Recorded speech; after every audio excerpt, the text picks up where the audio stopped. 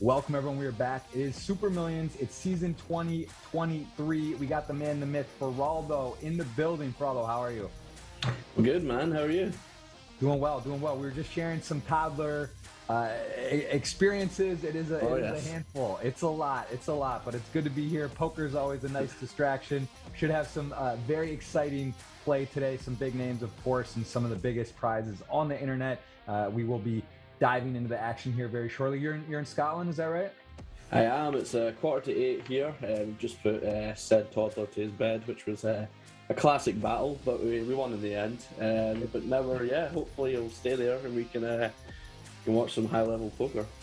Very cool, very cool. Yeah, I want to dive in. We're gonna take a look at who's at this featured final table. We'll take a look at the super rankings for the year. Right now, there it is. Raw still in 1,584,000, leading the pack. There will be some prizes at the end of the season. Of course, the GG Super Millions keeping track of actual points and how your results are, not just on your wins. It's sort of a very cool calculator. They have this for live now, just launched as well. Going to do the same. And there's a look at today's prize pool, 1,850,000. A very, very healthy prize pool. I know you've battled with a lot of these guys. You've played the highest stakes live and online. So it's a pleasure to have you here. First place, 376,000, guaranteed 53,000 for ninth, as we will be going into again, I recognize Panakov's one of the top players in the world, plays online and live. And I think you said some of these guys you battle with fairly regular. You can see 185 entries. So a big feat to make the final table, of course. A lot more to play for, and want to hear some of your strategy on final tables. ICM, it's sort of a ongoing thing that people debate, talk about, and people have different approaches and perspectives. So don't want to give away all your secrets, but I'm going to want to hear about that. And any players here, look at this man, Nacho, Panakov's giving the respect to the man who's on fire. Nacho Barbero, been taking over the world. I know he's been a guest here, been on my podcast. He also has done a lot of he's just been hot. He's winning everywhere. He's all over the globe. How well do you know Nacho's game, even though this is not Nacho, this is Panakov's? I know Nacho pretty well as well, but that's top avatar game. Like when a guy, Nacho's having a hot run, you get him in the avatar, you bring his hot run to help you. That's some smart avatar play if ever I've seen some.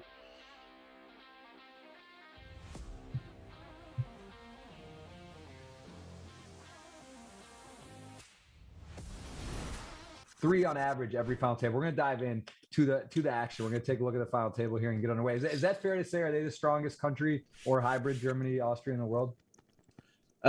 Germany, Austria, yeah, generally speaking. That's I think Alex is Latvian, I believe. I'm not certain on that. Don't quote me. The flags are very similar, so it's one to watch out for. But Brazil as well. Pedro is obviously a top player also. So there's it's a lot's changed. It used to be, back in my heyday, it was the UK were one of the top nations. I think we're one of the worst now. So but no, I would say probably like Germany, Austria, Brazil, those kind of countries for sure.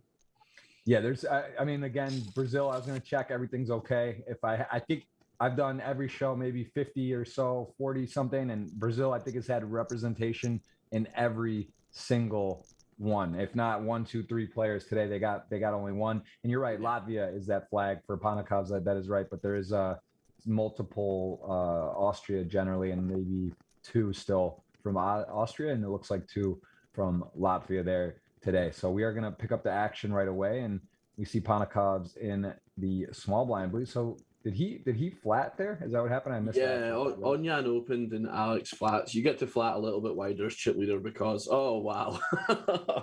That is brutal for Sentimiento here. He's flopped the nuts and he's been redrawn, and it's just so unlikely for Alex to have this kind of hand, compared to it's going to be very Broadway. So it's straight over straight first hand. We might lose Sentimiento here on the very first hand in just an unavoidable spot. I mean, because look, as you said, you're sort of alluded to it. You can play more hands. He gets to have this. I would never in a million years put this in the flatting range in this spot. So like, if you're Sentimento, you probably think you're chopping a lot if it ends up getting all in, but you absolutely never put him on 9-7. I mean, I think Alex, he's going to get all of it, I would imagine. Look at 4-card rainbow too. Pretty sick. Yeah, this is a sick color for That's the only thing that might save him is the board pairing, but even then, it's going to be tough. You know, you block you have an 8 as well, so you block 8's full. It's going to be. I'll be very surprised if he gets away here. I think we're about to see our first casualty. It's interesting though. Panakas may not go for all of it, right? He may actually size differently.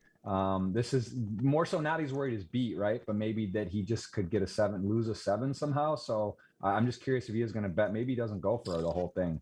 Yeah, it's a possibility, and you're right. You can see he's going for this kind of medium size, and probably just to guarantee he always gets a call from a 7, which he does. And yeah, it's a pretty brutal start for. It's never nice at your big final table to flop the nuts first hand and lose a big pot. You know, that's going to be low morale. So. Yeah. But yeah, you can see there because Alex covers everyone. He gets to play a few more hands because he can apply some more ICM pressure post flop as well, especially to Onyan, who's one of the slightly like middly deep stacks. So, but yeah, that's pretty brutal for Sentimiento. Yeah, that's a bit fortunate though. Yeah, I think the sizing would have been different. He might have got all of it if that board did not pair. So.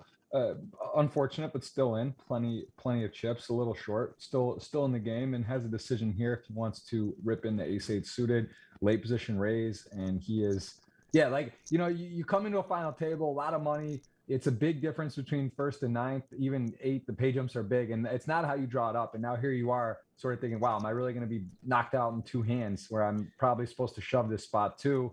And it's not fun.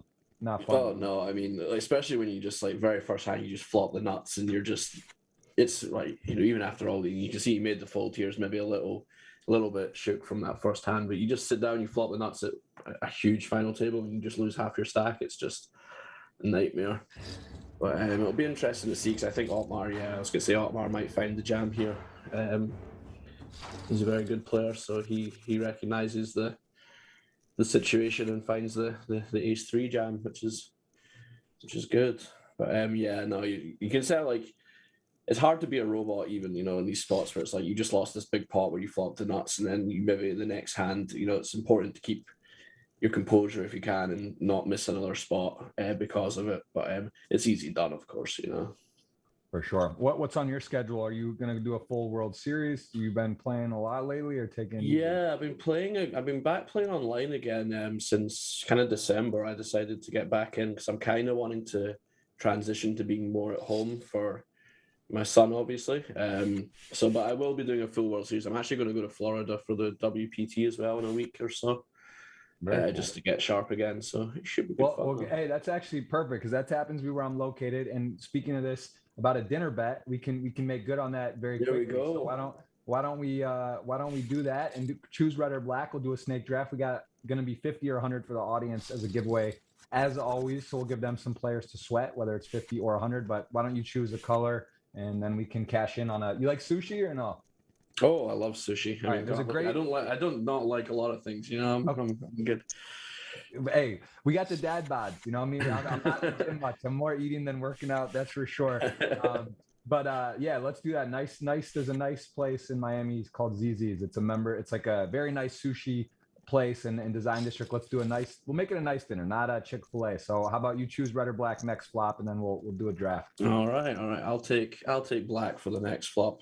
We just seen there as well the hand before with Hayes opening the 8s, just the power of these ICM spots where he touched some grass, 3-bet ace jack off, and Hayes just has to fold 8s. So it does become a kind of minefield with these kind of, you know, it's like 8s is a pretty good hand, but what you gonna do, you know? There's a lot of like jamming with these kind of like, I know it's like from the work I've done, there's a lot of these like you fold 8s and you jam ace-5 kind of stuff. So we'll need to see, but this is an interesting spot here also. Nice bet here. Takes the lead with the hearts. I mean, it's going to have a little more of a range advantage on this board as it appears in the big blind. He's going to have some straights and 2-pair combinations that his opponent won't. So he does force a fold on a semi-bluff. Nice hand. And this will be the flop for red or black. You do have black. Also, guys, I want to remind you, Feraldo Number one, Scotland, all-time money earner, over $6.5 million in live tournament earnings. Who knows how much online? Sure, it's an absolute fortune of a lot. And we've got we have him in the booth. He will be calling the action. And where would you say is your favorite place you've ever played poker live? What's your favorite style? Oh wow. I mean, everyone loves Vegas, right? But I mean, I really like Monte Carlo is a lot of fun because the James Bond connotations and stuff. I think we're about to see a massive collision here. We're going to see some action, so we're going to see the flop anyway. But yeah, I really like Monte Carlo, just because it's like very flashy and stuff. It's like you tell your friends, "Oh, I was playing poker in Monte Carlo." It sounds pretty cool, But obviously, I love Vegas. I've been fortunate enough to have done quite well in Vegas over the years. So it's I think most poker players just say somewhere that they've done well. That's a good point. That's a good point. It does seem every city's a little brighter and nicer when you won tournaments there. Maybe had a big score. That's I guess that's true. And here we go. We're gonna see 5 here. Ace King suited, 9s get out of the way. Queens classic flip to start the show. Also a flop, important red or black. A lot going on here. And we do have a black. There we go. Beautiful. We'll get first pick, and a king comes on. Wow. Audemars in a world of hurt's gonna have 2 outs, or else he will be our 9th place finisher. And big flip. What do you like there? Queens or ace king suited? I mean, of course the pair, but it's ace king suited. What do you think? I'm always curious on this one. What do people say? I like to think I'm an optimist. So I mean, the pure math obviously to the queens, but I'm an optimist. I like to when you win with this, you feel like you've achieved something. You haven't just held. You've got there. So I'll take World Series main event. You're all in. 6 left. Queens, ace, king suited. For you each have the same amount of chips. What are you going? Yeah, I'm taking the queens there. Yeah, taking the ladies. All right. I get it. Fair enough. That's all I had to know. That's good. I want to mention, first of all, you're going to get to choose first. That's important. We have aces, which is exciting. We also have hands up promotion. That is a pinned in the chat on YouTube. If you want to enter, you can click on that. You can guess the winning hand. That means the suit. Ace of hearts, 10 of diamonds, for example. If you get the right suits of the winning hand, that's hard to do. You hit the jackpot. It's progressive. Don't believe anyone has hit it yet, so it's getting juicy. And that is in the hands up promo. And in the moment, aces will get no action, and you will get the first pick for our. All right. Well, in a shocking turn of events, I'm going to take Mr. Ponikov's, who has just been dealt queens under the gun as I say that. Wow.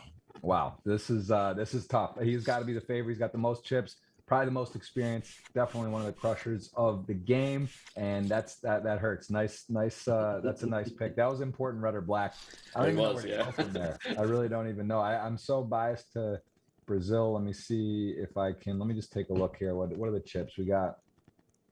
Actually, I'm going to go to the cheat sheet. We have our resume. Let's see.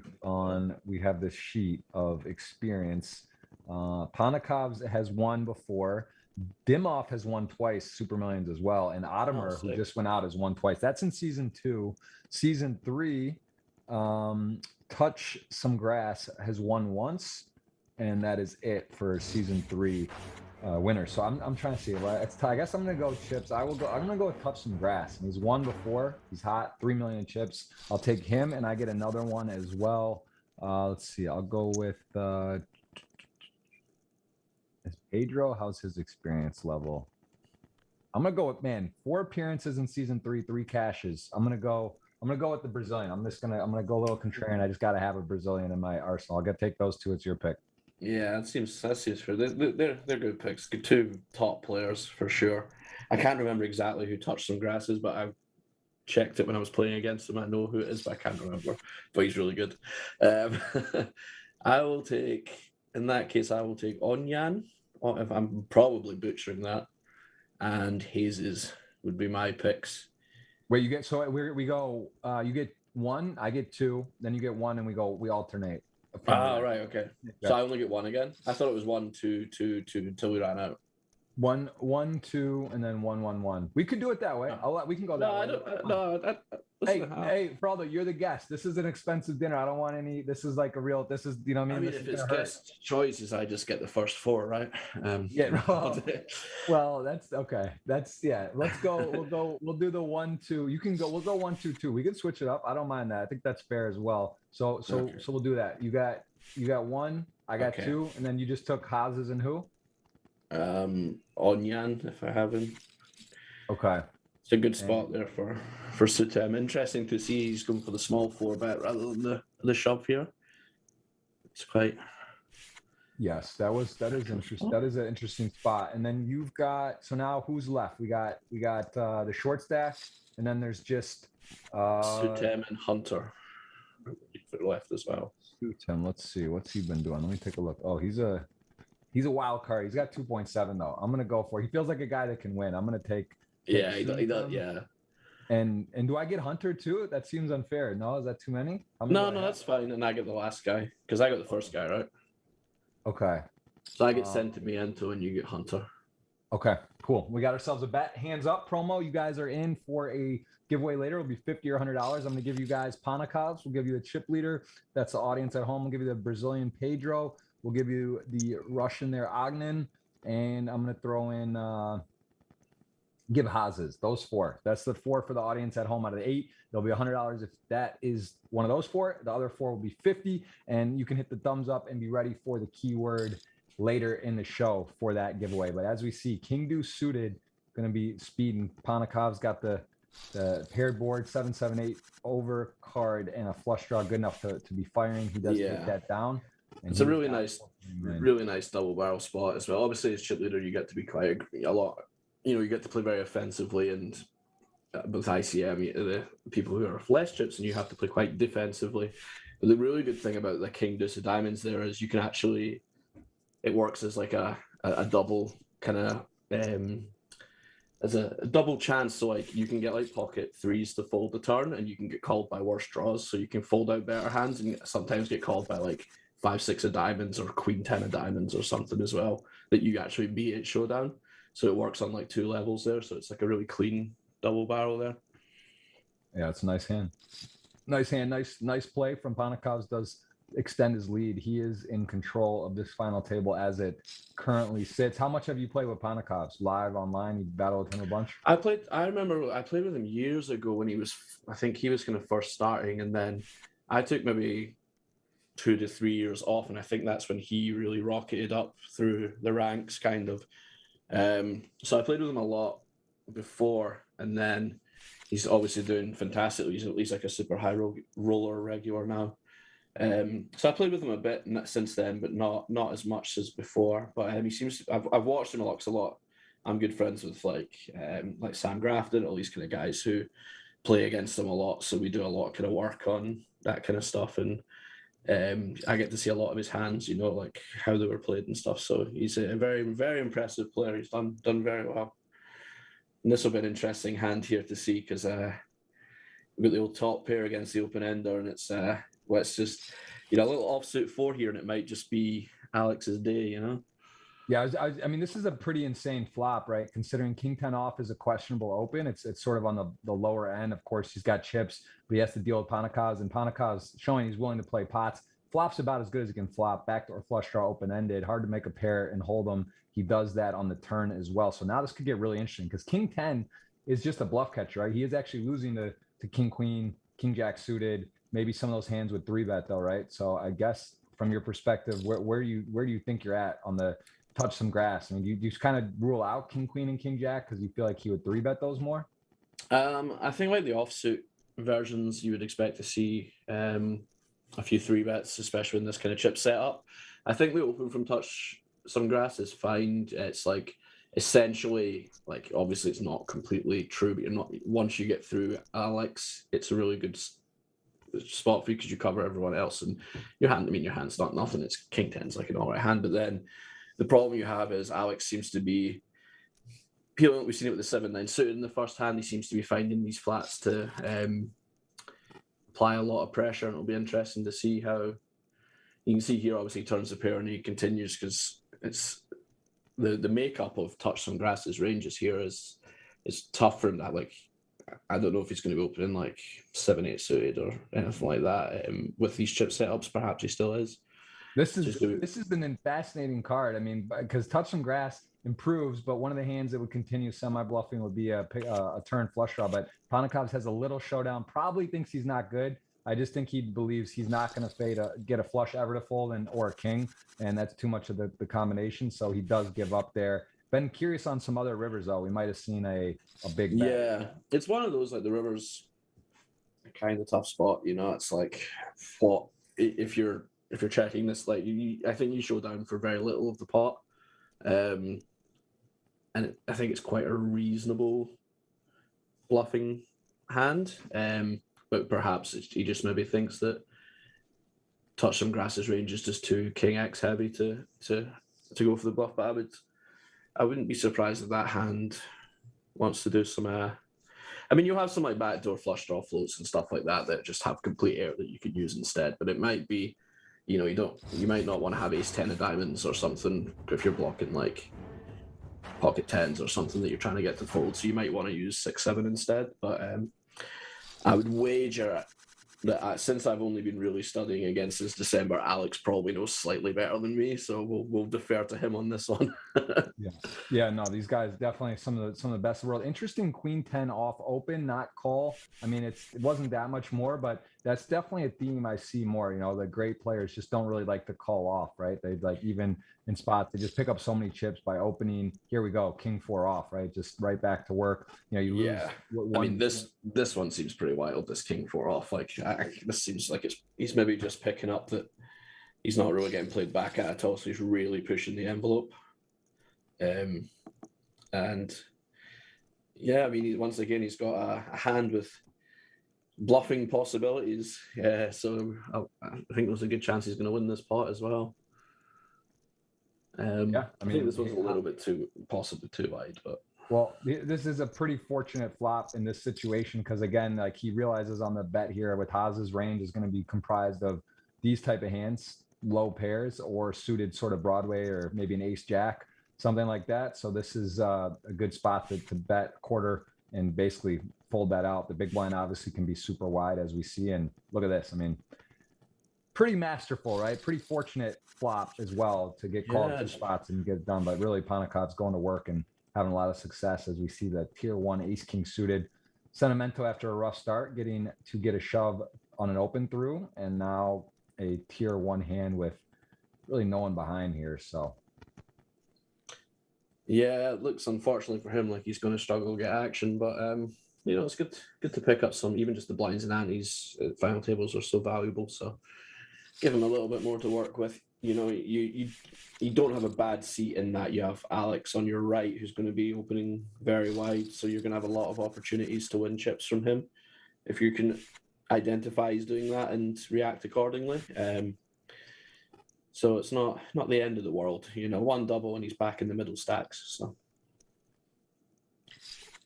and these are always interesting spots here. Like his opens here. Like, I wouldn't be. If Alex was small blind here, I wouldn't be surprised just to see him put it in, because what you're going to do with ace jack here, just call, like, just against like two shorter stacks and stuff. So there's a lot of pressure going to be put on. So it's like a big chess match at this point, especially with one stack there's kind of two of them that have 4 million now, but it's going to be interesting to see how, like, what's he going to do here on king 9-7. You've got, like, was it 5x behind? Wow. So he does go for a bet here. What's it? Third. Looks like it's about a third pot. And I mean, Panakov's at the backdoor flush draw gut shot. Certainly not going anywhere, just depending if he wants to check raise or call. So he does call, actually picks up some showdown now and is in the lead. So interesting turn as well. Both players improving in theory, right? The ace jack goes from just ace high to now has a gut shot, but queen 10 does pair here. And if you're Haas's, you can't think you have the best hand. You get called on the flop. The 10 connects with some of those hands you were beating. There's not many hands that you're beating now. They get called on the flop, if any. Yeah. I mean, this is a spot here where Haas's or Hazes, I don't know how to pronounce it, is going to be doing a lot of checking. The likes, like, you can't really just bet call like king queen off here. And you don't want to bet fold, obviously.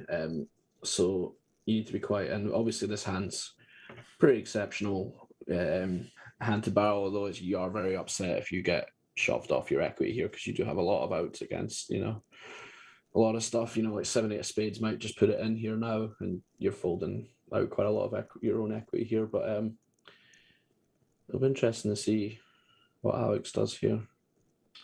Yeah, this is where these guys have a lot of experience, right? They know each other. They play the Super Millions, highest buy-in, probably battle a lot. So there's a lot of history, you would imagine, here, and a nice follow through there on the turn. Going to pick it up, win the pot, and an impressive barrel. That's not an easy barrel to make in that situation. It's not, because Alex has like Jack 8 off and 10-9 off, all these hands that you don't have. So you need to be quite careful with your barrels there. And I think Ace Jack's pretty high equity one. But it can be, you know, it's quite daunting, you know, you're firing it in, because it is like you don't have these offsuit straight hands really. I mean, you have Queen Jack, which is fine, but you don't have Jack 8, and you don't have like a lot of the offsuit 2 pairs that Alex has. So it's good to find it there, and wins a fairly important pot.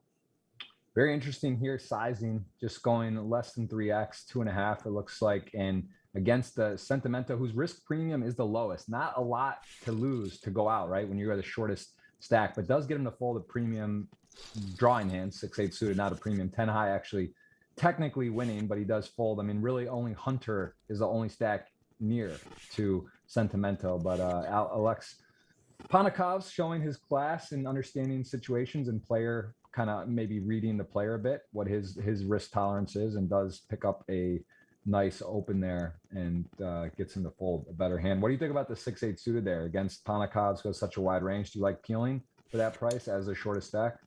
I think it's fine just to peel. Alex is going to be super wide.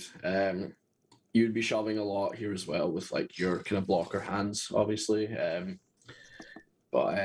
Yeah, I mean, I would just as the shortest stack, I think I would peel for this sizing. You're not in love with it because, I mean, you do have 8 high and against an aggressive opponent, but you know, I mean, he's going to have a lot of trash, you know, like 10-3 off. So it is going to be important to not kind of roll over too much. You know, ICM exists, but it's not, you know, a lot of people think ICM just means you fold until someone else busts out. You know, you still have to play poker, you know. Right. Otherwise, you're just, you know, you're not going to put yourself in with a chance to make the most money. Yeah, interesting. Again, here we see the just peel ace jack. You're going to keep in some worse hands like so. This is sort of the dream scenario. It's not always going to work out like that, where you both flop the ace high. I mean, even as it stands, it's not necessarily super easy here. And now Panakov's, who's going to bet big. This is, in my mind, a clear call, right? But it starts getting a little dicey, and it's kind of, this is interesting to me what Panakov's will do if he gets called here on a lot of rivers. Like, are you just shutting down? You know, you kind of may realize you don't have the best hand, right, if you get called here. Yeah, I think Panakov's betting here just to get value from like a king with a strike, king jack, king queen, 10 jack, queen 10, all these kind of hands as well. Right. I wouldn't mind seeing it in a check line also. Onyan just, wow, okay. I did not expect this to happen. I wasn't prepared for this. This is spicy. I like it, right? You either you don't have a heart in your hand. I mean, I should say I like it. Obviously, we can see the cards, and it's like the perfect play for this scenario. But you would agree it's going to be a call almost always there. So this is I would never consider this player, and obviously Onyan's a really good player, so it'd be interesting. Going to put that one on my notes and have a wee look at it later. So it is, you know, when a really good player does something that you wouldn't consider, I think it's really important to take a little note of it and look it up and just see why that's happening, you know. Exactly. And he gets the fold here. Like, I instantly am not in love with that play. It's not, but you know, Onyan's, you know, is a really good player, so there has to be some kind of merit to it. So I'm gonna I'll have a wee look at that later and see if there's any little secrets I'm missing, you know.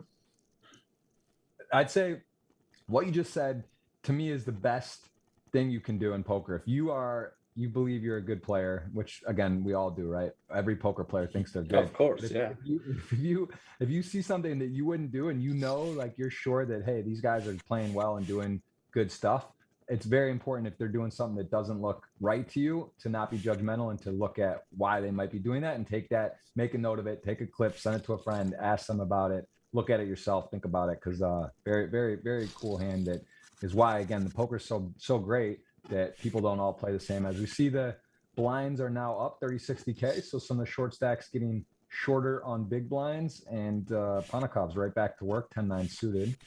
And so far, not really a lot of big collisions. We did see the ace, king, and queens, of course, for a knockout, but all in all, there hasn't been a ton of, we started off super fast, right, with the straight over straight, and then we had the big flip. But yeah, we'll get kind of this way, we'll be final tables. And it's one of the things I always say about like these live final tables with people, when you used to watch the old WPTs and it was just like everyone setting fire to so much money. There was just like first versus second or getting pocket eights in against ace jack, and it was like really like a big bonfire of everyone's money, but it was really entertaining to watch. But unfortunately, like now everyone's a bit better. The correct way to play is generally it's more kind of not cagey, but more like tactful, more tacit. So you're going to see a lot more like of a chess kind of match rather than a big massive blowouts like the good old days when everyone had too much money and we all just used to go mental. But it's still like for me, I find it really six bet. Yeah, and you're sitting there fourth and like ace jack off and eights would get it in the two chip leaders, and you'd just be sitting there making like. Yeah, I miss those days, man. Those were the days. It is changed. I think that still is the best tweet ever, Sam Grafton, about the different years in poker and the styles. I love that. Yeah. Down every year up to like 18 or 19. It was pretty spot on. This is okay. I'll get the walk there. Ace king. Interesting.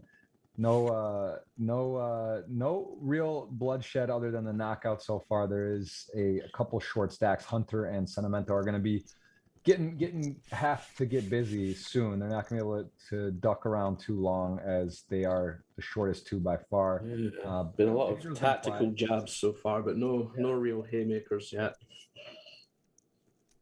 Yeah, there is still a lot to play for here. As you see the payouts in the lower right, we will play to a winner. This is from the Sunday Super Millions final tournament that plays to the final table every Tuesday. Welcome in. Please say hello. Let us know where you're watching from. My man is in Scotland for Aldo, as well as we got some Florida representation here. And what are you going to play exactly? You're going to play the main, and what else are you going to play down there? Yeah, I'm going to play. Oh, this is interesting here. Sorry, I was going to drop the ace-5 off limp re-raise. I really like this.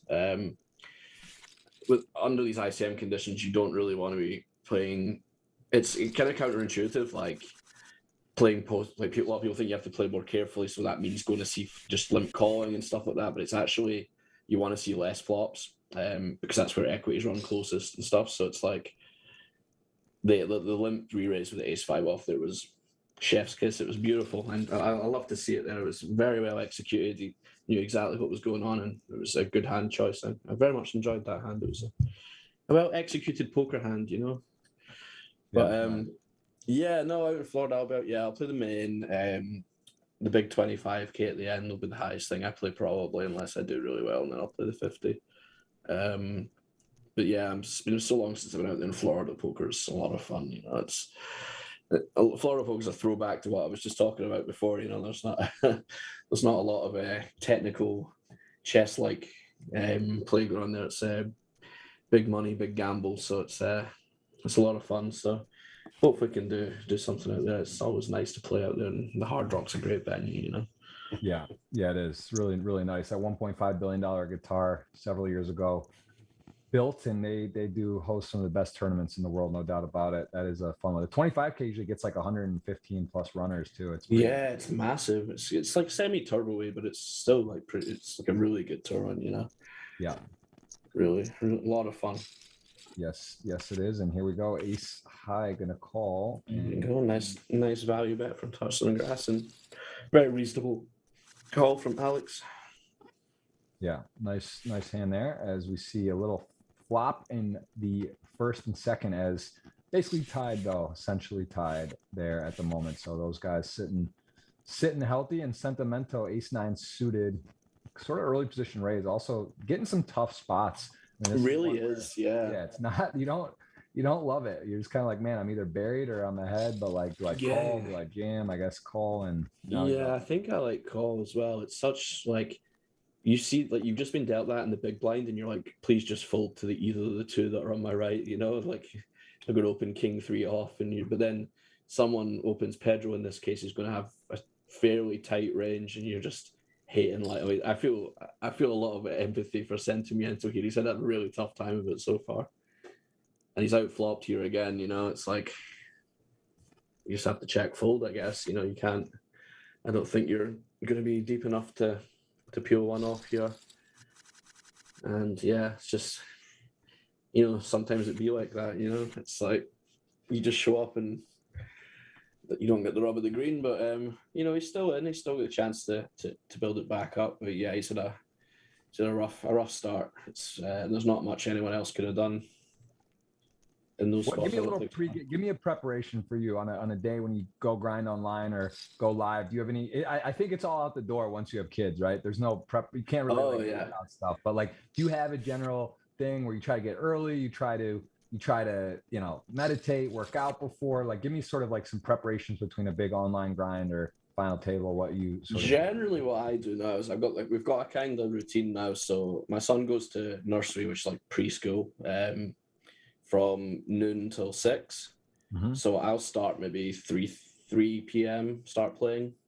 So I'll take him to nursery at noon, and my girlfriend will pick him up at 6. So I usually the mornings just spent with him, like, you know, getting him fed and everything, playing and all that kind of stuff, and then we'll walk. The nursery's only maybe 20 minutes away, so we'll walk down there, take him to that, and then, you know, I guess it's not working out, but you know, you're pretty tired after it. But then it's just, you know, the house is quiet, so it's like you can just grind away. It's not a big deal. And usually, because you're starting at 3, I'm usually finished at like 9, 10 at the latest. And I very professionally use my 5-minute breaks to go and throw a ball about or something with them, you know, for many times. But I only maybe play like 2 or 3 days a week, and then Sundays. So yeah, it's not too bad. You know, because you know, it's not like the old days where you could just play 5 days a week. You know, you've got other responsibilities now, but it's a nice wee routine we've got, actually. It's working quite well, so I'm kind of enjoying it again as well, so it's good. That's awesome. Here we see the A7 open and King 10 flat, not 3-bet. Are you surprised by that, or just they're so deep and Ponikov's so comfortable playing close flop? He just flatted pre. And yeah, I think it's fine to do either here. I'm Touch Some Grass's check call here's.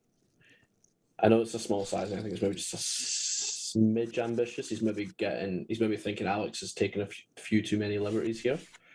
I think the flat's fine. Like, although you are chip leader, like Touch Some Grass is one player that can hurt you, but I think you just do a mix. You know, it's a classic cop out. You do one thing sometimes, and you do one thing, you do another thing sometimes. But you know, with the King 10, it's like, you know, Touch Some Grass is still going to have like 10-9 suited and stuff, so it's nice to keep those in when you have King 10, you know. But I would definitely expect to see a 3-bet sometimes. But as played as well, you know, the check call I think is just a little bit loose from Touch Some Grass. You must be getting the feeling that Alex is maybe taking some liberties, but you got the max as well. You got a nice chunky bluff from Touch Some Grass on the river, and he's got a very nice bluff catcher. So. Yeah, no, it's and Ponikov's, you know, really just seems so comfortable playing a wide variety of hands. He's also gotten some pretty nice like suited connector type spots and gotten good connection on boards, obviously, so far, where he's gotten to be in some good spots. Although the 6-7 suited, he had a potential dream scenario that he ended up losing a decent pot on, where he was open-ended, turned a pair, and then trips rivered for Touch Some Grass. But he's definitely in there, right? Ready to break someone open, right? He's looking for the juggler. Oh yeah, he understands, you know. He understands the situation. You know, he gets to, when you're in the chip leader, you get to realize so much more, so you can play more hands, and you get to put more pressure on, obviously. So you get to play slightly wider, but it's a tough seat for Touch Some Grass as well, you know, because you've got chip leader who's a great poker player on your left. It's not ideal, because you know, perhaps at slightly easier final tables, you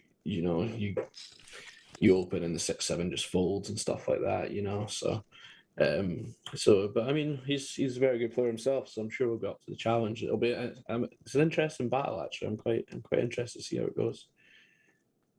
And he's opened here again with the King 10, and Onyan's peeled one off. And just a very annoying run out for touch some grass. Yeah. Just quite hard to get a lot of folds here. Onyan's gonna, again with ICM pressure, he's gonna do a lot of checking back of a jack on the turn, so your bluffs here are just gonna be so limited. And you know, like having a 10 in your hand, you know, like if you're trying to like if you're bluffing this river, you're most likely candidate you're trying to fold out, it's like ace 10 or king 10. So when you have king 10, it's just you just can't really bluff. It's just, you know, you want to have something like, I don't know if you've got like, I mean, I don't know if you bet pocket fives or something on that board, but if you did, that was the kind of hand you would prefer to have. Yeah. So kind of handcuffed by the run out there a little bit. Wouldn't be surprised to see Pedro fire a 3-bet here. Yeah. I think this is going to be something that this is kind of the accepted pattern of final tables. Is there's a lot of opening from the chip leaders and there's a lot of 3-betting from these stacks.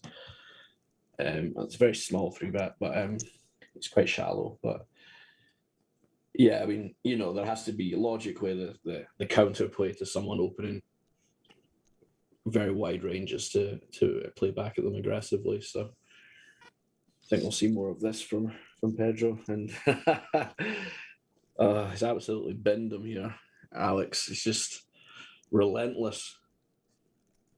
He's gone for the 4-bet. Let's see if this is a spot where it's like quite tempting just to put it in with the ace blocker, you know, like it's tough to do. It's very tough to do. I want to see if he finds it here. I'm quite excited. This is like it's so impressive to me. Panakov's though, like this is a guy Pedro who I don't know if we've said his name this whole show, however many hands. The guy decides to 3-bet and just Panikov just says, you know what, I'm not buying it. Like you know what you're doing. I'm opening a lot. Let me take it up a level. Let me see if you're ready. Check the temperature. Let's see if you got that. If you got a light jam in you on a suited wheel or a suited ace, and you know that's asking a lot out of Pedro to make that play, right? You're just going to run into it so often, even though it seems impossible. The Panikov has a hand. Like, how does he possibly open every hand? And now you play back, and he just happens to. But you know, really class there again. Very very strong play from Panikov. It just shows how tough he really is. He's just you don't get a moment's notice. Like I saw the 3-bet and I'm like, okay, at least it's, you know, he's going to work now. He's going to get a bit, and he just pulls it out from there. It's like savage, you know. It's constant pressure, and it's tough to play. Very tough to play. It's tough to find that ace 7 suited 5-bet. You know, like I think there is some like of that is 5-betting in these spots from ranges I've been looking at, but it is like, you know, it's a very expensive game of chicken to play. You know. Yeah, it is. It is an expensive one. Panikov's, man, playing the Triton high rollers, 100Ks, you know what, 200s. He's firing hard, playing the biggest. This is like this is a lot of people's Super Bowl. Not often you play for 378,000 to first place, but for him, this is like a buy-in and a half. Some tournaments, so also a little less pressure probably for him. He's very comfortable, willing to take some extra spots and put pressure on people. So yeah, definitely the favorite right now. Has the chips. And everything's sort of working for him today thus far. Yep. Although I think Sentimiento and Onyan are about to split 120K of his money here, or 120K of his chips. But very small setback, of course. Ooh, ace queen though. I mean, this is also this is interesting. You got Panikov's flatting, who just kind of flatten whatever. 9-10 suited, such a big hand, but this is a tough one. There's money out there. Ace queen gonna be flipping. Does you gotta ask, does Sentimento go with ace jack suited? I don't know, but as it stands, maybe, yeah. And here it is. They're gonna be a pretty even 50-50. No way to do anything else. No bloods. I was hoping for a little, you know, 4-card flush draws. You know, I was hoping for a little sweat, you know, but nice and safe. see some friendly chatter in the chat about I'm the only online streamer that seems to get younger each episode. I don't know about that. I just had another baby, and I will say I truly see like actual grays coming in for the first time, like pure ones. I've had a couple, you still plucking a little, like, all right, whatever. Now it's sort of like you got to just go, got to ride with it. They're coming in fast and furious. So I appreciate the compliments, but I definitely don't think that's the. You're just smart to get your guests to be progressively older looking, so that if you brings it in that way. I mean, there's all kinds of tricks, I'm sure. How old are you? You're 30, 33, 35, man. 35. 36. Yeah, it moves, man. It moves. The kids definitely age. You feel them. You notice them getting bigger, new words, and you sort of realize the time is rolling along for sure. Yeah. And yeah, it's fun. It's definitely fun. The game is fun. I'd say I feel like poker's in a fun spot right now. Like the new formats, the bounties, the mysteries, the knockouts, 5 card, 4 card PLO, the big blind antes come along. It speeds things up live. Like it seems like live. It just seems like it's in a very healthy state. Poker. I don't know if you feel the same. I would say out of like the waves in the last decade, I feel like it's in a very nice spot right now. Yeah, no, for sure. Especially the live stuff's incredible just now. It's nice to see it getting. I was just slightly too late for the first boom, and I feel like it's coming round again. It's this could be interesting, by the way, this hand, because Hunter might go with this here. It's not, you're not doing backflips, but it's a pretty strong hand, and there's a lot of money out there already, and it'll be interesting to see if Sutem can fold out Pedro's tens here. If Ace Jack does go in here. But no, the live stuff's been great. The World Series was massive last year. I think it will be huge again. The move to the old Bally's or whatever it is now is the Horseshoe now, I think it's called. Went really well. So yeah, I'm excited. Wow, he just folds the Ace Jack. So maybe just thought, it's early position versus a kind of shallow stack here. It's 2 fairly strong ranges, and it's kind of right. It's 9s versus 10s. It's not, it's not like it's Jack 10 off versus Ace 3 suited here. So I think that's a spot where if Panakov's was the original opener in a flat, probably just go for it, right? But this is absolutely, yeah. I think you probably still just go as bottom, but it's close. So I can understand why he's folded there.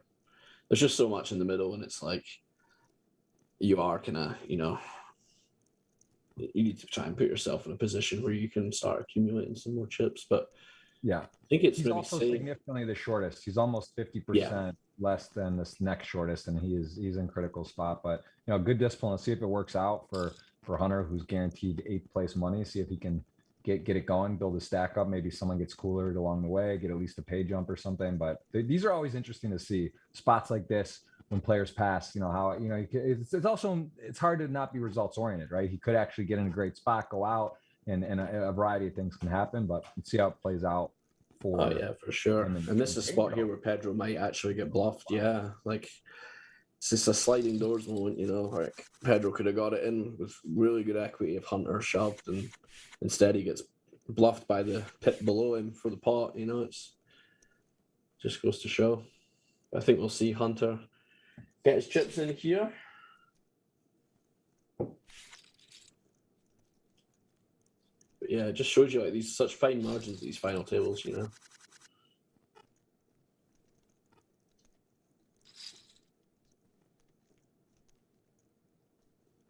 Yeah, it is thin, very, very thin. At the top, these guys are tough. A lot of satellite options on GG. People get in, sometimes for 100 or 500 into a 10K, and I mean, obviously. Wow. Sentimiento's just had enough. He's like, he put the police officer's uniform on there and decided enough is enough. Put the pocket 3s in. Yeah. It's ballsy. It's ballsy. I don't know. Got a lot of people behind you as well, but gets it through. I don't know if I would have found that one from there. Alex is very wide, but you got a lot of people to worry about behind, Yeah, that's out of your hands at that point a little bit. Gotta. Hey, look, you make your own luck though. Back to 1 million chips, and to your point there, what we were just saying as well about Hunter, it's like he passes a spot, a couple guys are at risk. There you go. Maybe it's a pay jump. He gets called. He's flipping or behind, but even so, he's gotten that shoved through already. So he has avoided that all in with showdown at the moment. The Helmut style, right? Never all in, just playing perfect.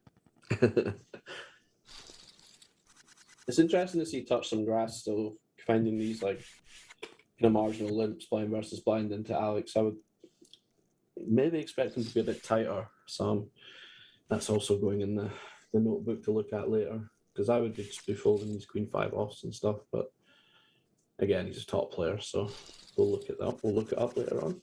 This is going to be the best bit of studying I've done all year. Just watching this final. It is like a forced study thing, right? It's kind of fun. It is nice. I always enjoy doing it. This will be interesting. I think we might see how Alex's luck's going here. He just keeps out flopping him. Like, it's just, you must be so tilted as touched on grass here. Like, you just keep getting these disaster boards for your good hands. I'll be honest, Ponikov's to me, and again, this is position so big. The guy's so experienced. He also has a chip lead. A lot of things ticked in his favor here, but he is getting good boards. It really does. He looks tough. Like he's a guy that if I now go and I hop in one of these events and I find him, like I just feel like he's a force. He just seems very tough to play against. Oh yeah, and it's for sure. It's weird. Like part of me quite likes playing against players like that, because it's like, the thing it tells me most in poker is like if you're playing some big main event and there's maybe like a rec player and you could have found a fold and you kind of made a mistake, but against this guy, it's like, I've got a fucking half decent hand, it's a core. Like, it's like, you don't feel bad about it, Yeah.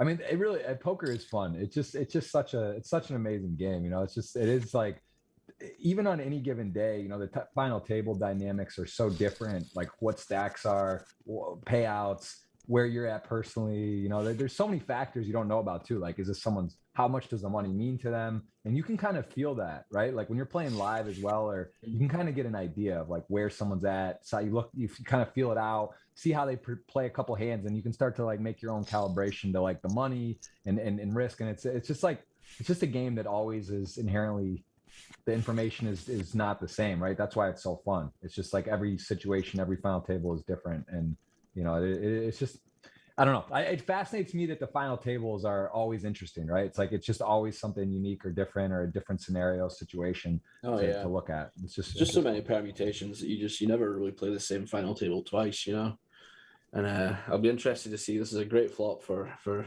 Hayes. And he's gone with the check here.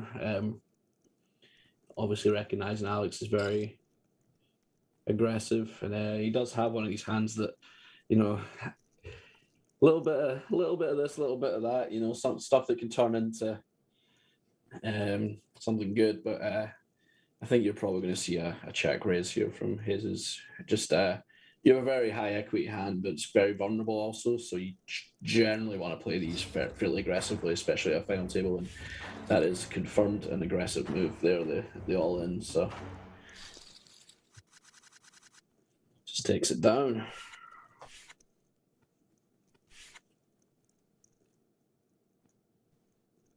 Let's see how wide Alex is going to go here. Yeah, I can tell. You just imagine him behind his computer with a 9-6 off, just trying to stop himself from pressing the raise button,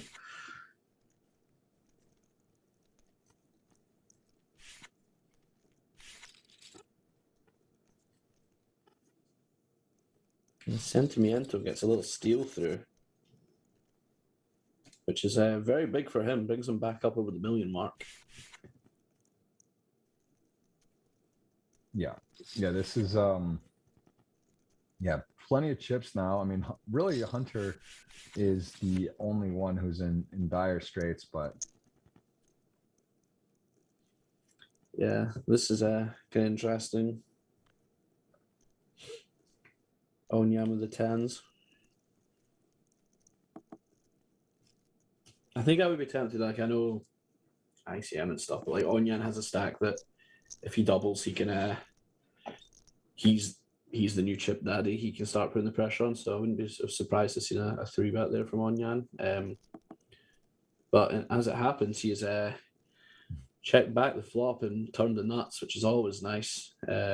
Although Alex, true to form so far at this final, is behind and he's not put a single chip in yet, and it looks like he's probably going to check fold here. Maybe not. He will. It's that size, isn't he? Probably will. But yeah, that must be quite frustrating. You know, you finally make a great hand against a very aggressive chip leader, and he doesn't put a single chip in the pot. Yeah, it's that's what I'm saying. The timing of it all, it's just like crazy, right? They just like when they seen the mat. You know who Oli Shemian's timing seems to be like the best ever for me too. Like, I just feel like he always finds the right spot, the right time. He avoids disaster. He puts max pressure on. Like he just seems like I've always had a hard time with him anytime live. Yeah, he's one like Ollie. I played a lot with Ollie over the years, and it's just I just remember there was like a 2-year period where he would just be opening every hand, and then I would get like ace queen with 30 big blinds, and he would just have ace king. And I'm like, how are you doing this? You know, some kind of wizardry or some kind of mental space-time continuum stuff going on, stuff above my pay grade. But it was like that for like 2 years, and then I just gave up. But Sutem has turned the nuts here, and it'll be interesting to see if he can get paid. Is there I guess you just go and hope to hit like 2 pair, some ace X to get paid big by, maybe just go big sizing. I wonder if there's ever a world to bet small to try to induce a hand, but like I guess it just makes sense to bet bigger, right? Try to get paid. You're probably not going to get raised a lot here. I think it's tough, like because when you check call flop and the turns a jack, like what do you have that's your air? Like you maybe have some 5-4 suited if you're defending pre, which itself has a pair now. You probably still bluff that, but like you're really light on bluffs, and a lot of your main hand class here is going to be one pair, like Queen X and Ace X. So what you said about betting small, like having the block bet, and then because especially Alex, like if you block bet here and Alex has Ace 9 or Ace 10, he is good enough to find these thin value raises.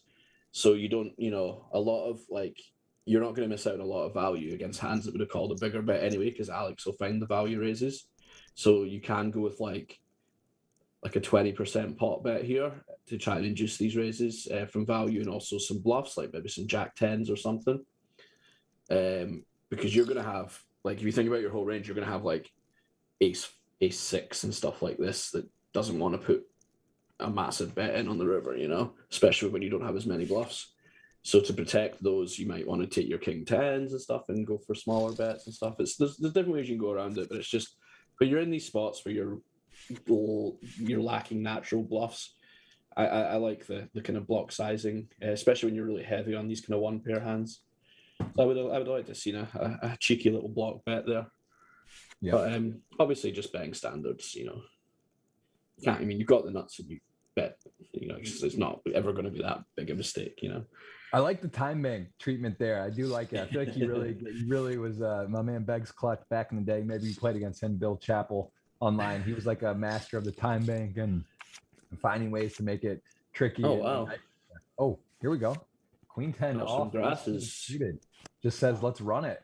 Yeah. Ooh, sweaty turn. No one with a diamond, but a straight possible. So he needs a Queen 10-8, or it will be a double up. Ace King suited. Not a great board for Ace King. I was going to say, if you offered Hunter 777 the 4, 5, 6, 9 4 diamond board before that, I don't think he would have taken it, but it did the job. Yeah. It's how much did he shove there? It was like 5 or 6 bigs. Okay, I thought it was a little bit more. I was going to say a little bit, maybe slightly loose even still, but. Ooh, a couple big hands here. Blind on blind.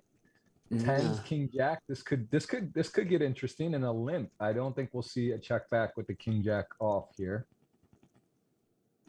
Yeah, it'll be interesting to see if he's just gonna.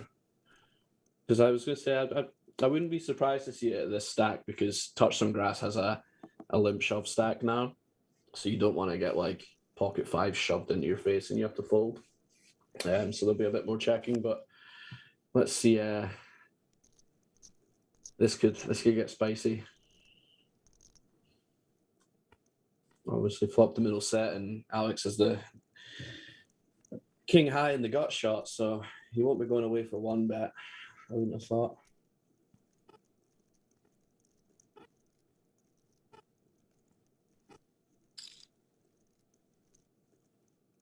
Although maybe it's that.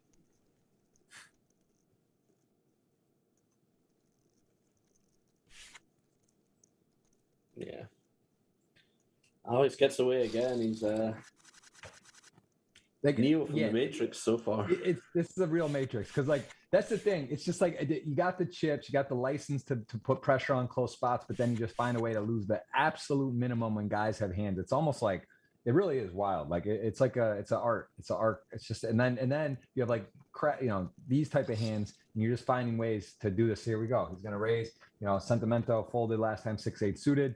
Curious how people respond to these spots, though. Also, maybe a little info after the 30-minute plus delay to see how people are playing a bit. Maybe you sort of over level yourself, but either way, right? He just like, here it is, 10-6 off, gets a fold. King Jack, blind on blind in position, loses the min against the real hand. It's just like that's the stuff that you just you want to emulate, that type of stuff. It's easier said than done. A lot of timing, sort of intangibles. Yeah, absolutely. I mean, he's having a good final so far, for sure. It's been fun to watch. Sentimiento's put it in and put it on him a couple of times now, so I was maybe waiting to see something crazy with the old 10-5 there, but he's just folded, so we'll see. Like, I wouldn't be surprised to see this ace-5 go in. And you can see now, touch some grass, it's just folded queen jack off here in the hijack. Just because of how the chip stacks are now set out, he's just going to get a lot of pressure put on him, so you have to be quite tight. He's got a very, very bad seat, so sometimes you just have the bad seat, got to play accordingly. Interesting to see if Sentimiento finds this jam here. Alex is obviously opening extremely wide, and he found the pocket threes before. Like, this is, for me, this is a clearer jam than the pocket threes. And he does find it, so yeah, I'm loving that. Nice hand from Sentimiento. Big boosted stack as well,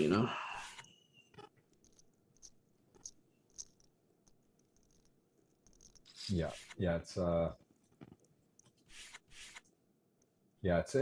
this play's been strong. I will say, like, when I look today, I had to say out of all the times too, it's like the household names just on this particular final table, not as many of the real names. There's been some winners of the Super Millions before, but Panikov was really the only, I'd say household name today. And generally speaking, there's 3 to 5, I would say, players that are like well known or, and with that being said, though, the quality is very strong here. I think that everyone's playing well. Yeah, absolutely. Any punting, even sometimes there's usually, I would say, like 1 or 2 guys kind of where, like, to the theory about, if you don't agree with something, it's probably right, where maybe it was just not right or kind of wild, out of line. But today, I don't think we've really seen much of that. And even Panikov's, who obviously does know what he's doing, he's really, he's been opening up the king 4 off and some other spots pretty wide, but he has the chips to do it and getting away with it. Yeah, no, he's been putting it on them for sure. I think Pedro from Brazil, I think if I'm correct, he was #1 ranked online player on the old pocket 5s for a while. I don't know I think it's something else now. But yeah, I think he was #1 ranked for a while. But again, if you don't play a lot of online poker, you probably wouldn't know too much about that, but definitely some top players, even if they're not necessarily, they haven't won a big live tournament or something that makes them, that's generally how you get into the kind of mainstream arena, the knowledge arena, if you like. For sure. No, I completely agree. How are we looking on our dinner bets? There hasn't been much. I mean, what are we in? We're at an hour into the show. We've lost 1 player. Yeah. Only, so I think it's pretty wide open right now. Yeah, I'm thinking Alex is. I'm quietly confident Alex is going to get a good spot and fill me with sushi here. I'm excited, but it can definitely, it's not super deep anymore. The blinds have gone up. There's a few stacks sub 20, so anything can happen. Yeah, it's wide open. Wide open. Panikov's, though, I like your I like that. It was a big red or black. He had the chips. Yeah, that was. Results, and he's got a great seat as well. It's like he's got everything kind of working right now. Although here we go, Queen 10. It's funny how these things, you can have great tempo, great timing. You get in a 60-40, 70-30 or flip, or even just like a little cooler, and things can change fast. So that's the craziness. He's got the Nacho Barbero. He's got the avatar working too, which is really nicely crafted, cut picture there. It's sort of it just feels dangerous. I don't know if that should be allowed to use someone else's picture. Oh yeah, scary. Yeah, I had a Toby Lewis avatar for a couple of years, and I don't think I lost any all-ins for those 2 years. It was incredibly powerful. Speaking of powerful, the American Airlines. I feel bound to call hands by their nicknames when commentating. I feel like it's mandatory. Yeah, King Deuce gonna give it up, and we are still 8-handed. Hope you're enjoying. Let us know where you're watching from. Again, we got Feraldo over in Scotland. I am in South Florida, and we are going to play to a winner today. Some big names, big prizes. As always, we have the Super Millions final table to season 2023, and we are in for a treat. You guys got some giveaways. The hands up, pinned chat, guess the winning hand, the suit specific, jackpot, progressive, no one's hit it. It is growing, so you can enter that. That is in the pinned YouTube chat, as well as we are going to give away $50 or $100 today. Based on who wins, you guys have half the field as 100, half for 50, and you are so far 44 have hit the thumbs up. We appreciate all of you watching, and I will put that keyword in later in the stream for to enter. You got to hit the thumbs up and then enter that. And here we go. Haas's not a very fun spot either. Ace queen off, sort of those tricky ones where you're like, man, does he have ace jack? All right, if not, are we flipping or am I dominated? It starts getting a little bit ugly here to start breaking that down. Yeah, this will be interesting. It's really close either way, I think, just with the way it's been playing, and I'm not super surprised to see a fold here. It's Sentimiento, apart from that threes hand's been fairly snug. And it's not like Hayes has been going crazy either. He has to have a reasonable hand to open off that stack. So you do see some tight folds. But yeah, it's one of those. I mean, I think it's probably pretty close. I think it might be bottom for call, but I don't think it's going to be. I don't think it's going to be winning too much either way, But it just shows you like how a final table becomes like a kind of game of chicken, because it's like, if you fold an ace queen there, it's like you have to be so selective with your opens. Like if you're opening ace 8 suited and then folding ace queen, you can just really get your pants pulled down by people going all in against you. So and Sentimiento's making moves here. He's getting up here. Yeah, I mean that he's, look, he's rocking the Argentina flag. Nacho, an Argentinian poker hero. He's like directing his hand, looking right at him on the right. I mean, maybe he's inspired, he's motivated, and I mean, he's in it. 1.5 million. He got off to a cooler start, but plenty of chips, plenty of play, definitely in the mix to make a run at it, and also showing no fear. Right, he has put in a few spots where he has unloaded. He did pass the ace 8 suited at that right after he had that adversity with the 7-8 to 7-9 suited, but all in all, I'd say he's showing the propensity to go for it. So no one really seems that afraid. Pedro, I would say, has had a tough, Pedro's had a little bit of a tough go. He took a stand with ace-7 suited, made a 3-bet, got snapped 4-bet on by Panakovs. Really hasn't gotten to establish himself today at the final table. And Hunter also been pretty quiet, never really getting to get moving here. So see if he can get out of the bottom seat there. Yeah, I mean, that's the beauty of the final, though. It's like, you say like, Pedro doubles through one guy, he's right back in it. That's why it's so important to stay in, just to keep yourself in the ball game, so to speak, and it allows you to have these opportunities to double up and get right back in it. We're going to see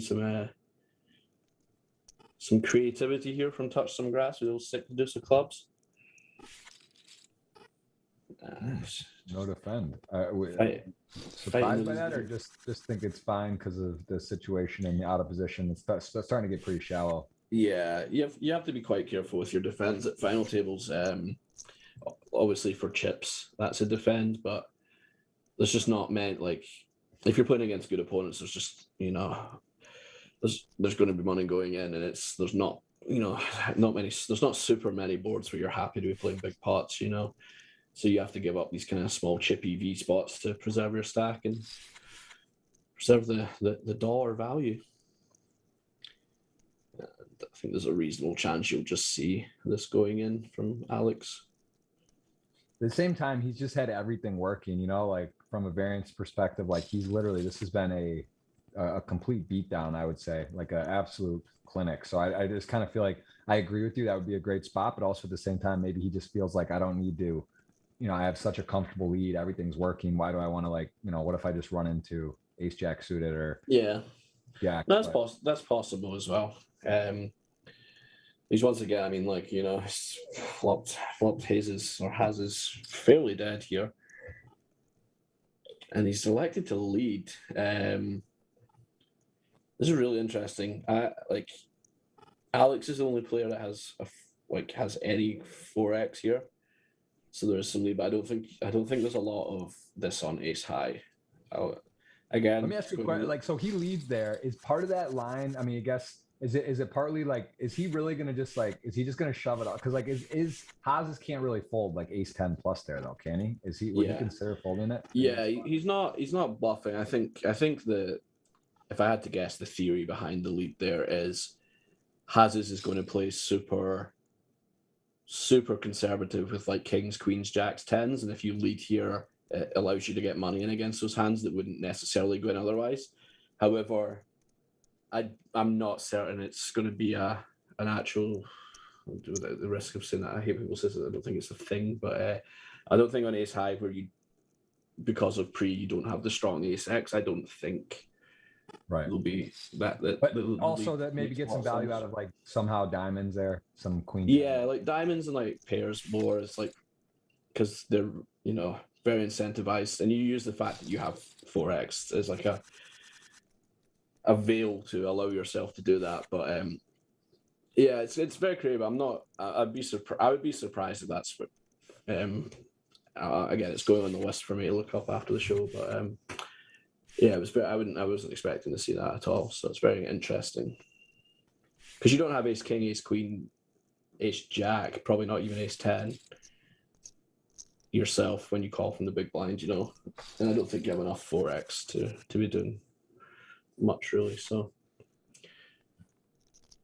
yeah, it just seems like he's vacuuming chips. Everyone, at one point he was tied with touch some grass. Now he's got 5.5. Really, no one really even close to him, right? There's a 2.5-3 million Sutem as sort of double one half what he has, but he just seems like he's vacuumed up the chips. And there's very rare we see the Super Millions where it's been someone just has complete control and gets to just a super spread. We've had a couple times to get close and then it's sort of even back out. But it does feel like Panakovs is drawing up I don't want to jinx him, but a perfect final table at the moment. Everything just kind of working and timing good today.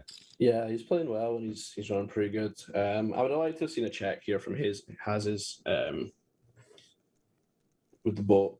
I think you just have too much of it kind of locked up, and I think your range is excuse me, too tight pre to elicit a lot of aggression from Pedro, even on this board where he'll have most of 6x. So I would have probably liked to see a little check back there, a little sneaky check back, because you don't really want to bet ace queen there, and face a shove. So there's going to be a lot of checking at that depth. And you can see I'm putting the pressure on here. We might see a call from Hunter. You might see. Hunter now does Pedro. He has out chipped, but this is he is dominating a fair amount of hands here based on the scenario, right? He's pretty high up in the range. This is a spot where you're meant to call here and you're meant to be quite happy about it, but you feel like you always just see ace rack. You never see the queen 10, Yeah, as it stands, still can win though, and that is a tough flop. Although he does have the gut shot. And hello, there you go. Up on the turn, no waiting, gets the 10, and what a moment there. We would have lost another player, but we don't. We're still 8-handed, and things can even out. And Pedro, was definitely rooting for a knockout there, as he is the shortest by far, and we are still 8-handed. What a card there for Hunter. Who look at that, Hunter passed the ace jack off. Probably would have been out, right? I think we saw the 10 nines, and here he is, 1.8 million, brand new deal. And Panakov's, hello. Poor Pedro, man. Sometimes it's just not your day. I mean, it's the crazy thing is too, he's flatting 6-7 suited in the exact same spot, right? And now here you are, and yeah, you're 4-1 behind queens to jacks, and a bunch of hands, bunch of playable hands here dealt in. Yeah, I think this is gonna be a tough one to get out of.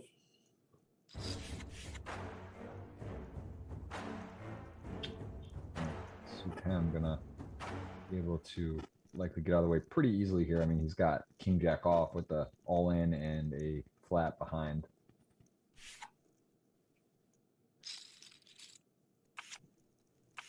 All right, 4-1. Need some help. Paint over paint, even over flushed, right? He's got even the suits over. Yeah, he's got the suits. That's hard. That's hard to have. Like, that is not a standard thing. He's got a river only, needs to be. Oh, it's paint. Oh, is it a lady though? It's a lady. I thought it was a spade. It was, yeah. It was. Spades are live. It was a paint card, and it is another knockout. Panakov's, man, just absolutely crazy run so far today. Just on fire. 6.4 million in control. Is he going to start going here? Is he going? How wide will he go? I mean, he's been going. No, just look at discipline. He just. Oh, look at that ace queen. Taking a hand off. Yeah. That Scottish aces, that hand 8-4 suited. It hurts my heart to see it be folded in such a haphazard manner. And you see Hunter on the button there with ace-5 off, just open folding, you know. It's just massive handcuffs for everyone. There's like 4 players with 20 big blinds. Look at this. Panakov's passing 6-7 suited. I guess he's saying, he just knows, but nah, I guess he's like saying, there's too many reshove stacks now, so he needs to move. He needs to shift his range more to the king, like the king 4 offs, like the blocker hands, rather than the sneaky suited connectors, because most of the playback against him is going to be shoves. So you want to block shoves rather than hands that flop well now. Yep, very nice insight there. That's exactly right. And same thing. That's something too where it's like the full package of the game, right? Some people, you start thinking, oh, I got the chips and I'm just going to now I get to play. This is like an easy open 6-7 suited pretty hand. But no, that's actually not the time for it, not the place, under the gun, in the spot with these stacks behind. So again, just sort of full recognition of what's happening and how to adjust on the fly to all the different spots. And very important. And here we go. He does flatten. Hello, what a flop for him again. Just like basically chalk. Perfect backdoor flush draw, which would not be good, but open-ended, and definitely gonna a guy that you can put in a lot of trouble here. 1.5 kind of tied with the other shortest stack, but also really Hunter, Haas's, and Touch Some Grass all relatively close. So this is a tricky one for Dimov, who probably you could argue to bet the quarter pot or even check back, but he does go for the quarter pot and likely going to get some resistance here. We know he's definitely calling, but more often than not, I would think that maybe he would raise or even put more pressure. Yeah. Are you surprised with a call, or do you think he could even just like? I can see why he's called here, because I think with the stack setup, Onyan's range pre is going to be really tight. Although I think there's still. I think that people are maybe still over c-betting some spots with ICM, but I can see, I can understand why. I would have been surprised to see a small raise, but when you're up against a really tight range pre, it's just you don't really want to. You think there's a high possibility that you're just going to get an overpair shoved on you. You don't really want to fold out so much equity. Look at this turn. What about the turn barrel there? With just deciding that maybe 8-3 or deuce can put a lot of pressure on. Now with the turn, I'm going to have overpairs. I'm going to have whatever. So that is a crazy run out there as well, and gets the check back. So really interesting hand.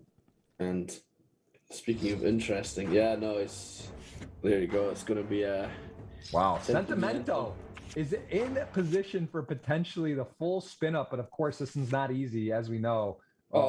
This is a tough board at the moment for him. He's going to have to find lightning in a bottle. Is it paint? No, it is not, and that is pretty sick for something so close to have. Good game Sentimiento. He gave himself a real chance after that setback at the start. You know, I think he probably won't be happy just now, but I think he can be proud of how he played for sure. Just very unfortunate.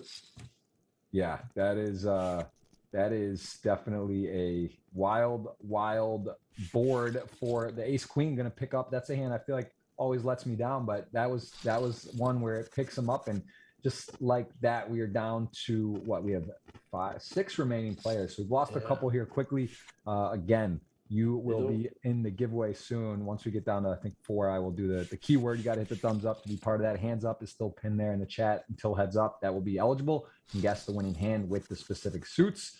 Ace of diamond, 10 of clubs, for example. If you guess a winning hand that happens on today, you will win the jackpot, which is progressive every week. So that's something there as well. And we have action. I think the audience is looking good for the $100 giveaway today. Panakov's in control. A couple other players there, I believe they have still ineligible for that. So yeah, we got a lot to play for. We got our dinner bet, which is important too. And I'm a little nervous. May have to talk buyout. I mean, we didn't say dessert, no drinks. This is just apps, right? We're going apps. Yeah. Oh, hey, listen, look, you don't want to know how much sushi I can eat, my man. You're bang under it here.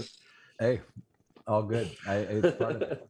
I'm like I said, I'm with you. I got, I got an appetite too. So we got a lot to play for. Let's see how this goes down. And we got another blind on blind here. Deuce 8 suited, one of those ones. Probably plug into the raise versus a limp. And Sutem though, King 10 the taxi, King 10 off. Shout out to Houston, Texas, who is gonna get a call. So Deuce 8 suited gets to maybe take control, but King 10, no diamond. Be a bit interesting if it does call. Of course, the ranges are so wide, blind on blind. King 10 realizes actually could be in pretty good shape sometimes here, like he is, but still not easy to hold on, draw into a potential just gut shot. Yeah, no, it'll be interesting to see, because I don't think he's going to full flop, especially with the sizing. So it'll be interesting to see on the turn if Touch Some Grass finds the double barrel. Because there is going to be a decent amount of this kind of gut shot stuff, diamond stuff in Sutem's range. Once he does call flop, so a hand like 8 deuce of clubs makes a really nice second barrel because you unblock all those gut shots, and the diamonds that are just going to diamonds not so much, but like the kind of queen 10 off. But Sutem's gone for the raise. I was just thinking in my head, like he was timing it. Nice play there. I mean, in the moment, it worked out well. I guess you're gonna get some tricky spots when you get flatted there, but as it turned out, he did just say, "Hey, like if my opponent has air, let me protect against it." Right, like an 8 or deuce peels, you call one, or your opponent barrels again, you're gonna have a hard time. So pretty nice recognition of what was happening, and does win a nice pot there. Yeah, he's played these blind versus blind spots really well so far. So fair play. You know, it's a tough race to find as well. You know, like a lot of these ace high boards, it's kind of. You're meant to be doing you're meant to have like ace 10 off pre and stuff that wants to do some raises on the flop, but a lot of people don't find the bluffs. So very nice hand.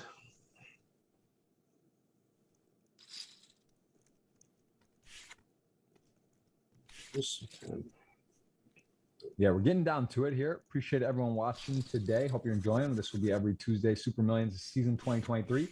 Got Feraldo joined by myself. We will be playing to a winner today, and Panakov's. What do you put him at? Well, I mean, so much poker left, but really he's got a lot of the chips in play and a great seat. He's got a pretty big favorite. It's hard to calibrate what that actually is. You know, what is the percentage? Yeah, this is interesting here. He's gone for the shove. Tough spot for his is I think you will have to call here. I don't think he's going to call. You think he's going to call this? I think he will. Yeah, I think he has to call. Shoving 16 blinds effective, 3 players left to act. A lot of the stuff that dominates you is just going to open, and there's going to be a lot of like ace 4 suited and stuff that you're just in really good shape against. Jack 10 suited, stuff like that's going to be the kind of shoving portion of the range here. I think even with ICM, I think you'll have a call here though. Listen, you know, I like to think I'm quite good at the game, but I could well be wrong. This may not be a call, but you would be prying them out of my cold dead hands, put it that way.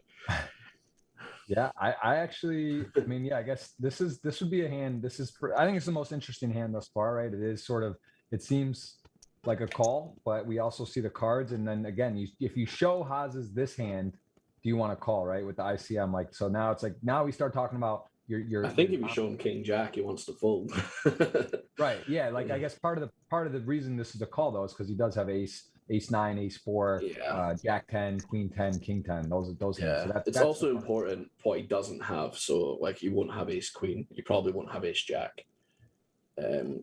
He won't have pairs that are higher than probably like an 8 or something, you know. So you're gonna have. I think the subset hands that shoves here, generally speaking, is kind of these like suited, like an offsuit Broadway hand. So like Jack 10 suited, King Jack off stuff. So you dominate a lot of that stuff with the 8, the 10, and then you dominate a lot of the suited aces with the ace. So I think you just have a cross your fingers call here. But we'll see. I mean, it's all very, very easy for me to say sat in my office playing for nothing, you know. It's not me sat there playing for hundreds of thousands of dollars. So, no. I mean, chess clock, interesting that Panikov's down to 2 minutes, 56 seconds. We see some of the players, everyone gets a 15-minute clock. What are your thoughts about the 15-minute clock at final tables? I like it. He does fold. Wow. So it just shows you the he's got the game. He's playing a GIF here.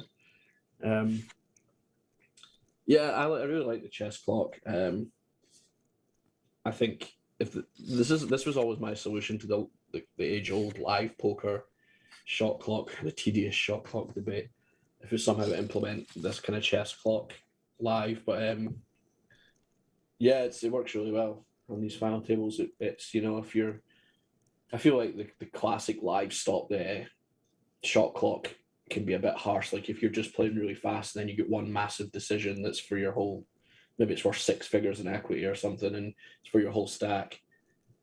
And then you take a lot of time for that one hand, and then you just don't have any time anymore. You're just back to playing rapid. Like I feel like you shouldn't be punished for that as much, because I think the main problem is people taking like 20 seconds to fold nonsense hands pre-flop and stuff. You know, it's you know, they say about life and the definition of the matrix, right? And simulation, that is actually the definition of a simulation, is like constantly optimizing, right? If you that's a whole nother conversation. We'll not go into if we're living in a simulation. We need to get some supplies in for that one. Yeah, we need a couple cold ones and have to get you know, what's his I think it's Elon Musk who said that, right? It's $1 billion to 1 that we're not in a simulation, or that basically saying we are for sure. And he says he can never get in with his stepbrother about it in a hot tub. They like stay there for like 20 hours and debate about all this stuff. But my point is, like, baseball, right? Which not probably a thing in Scotland, and watch Major League Baseball. I'm not a huge baseball fan myself, but great movie Moneyball if you haven't seen it. But anyway, they changed the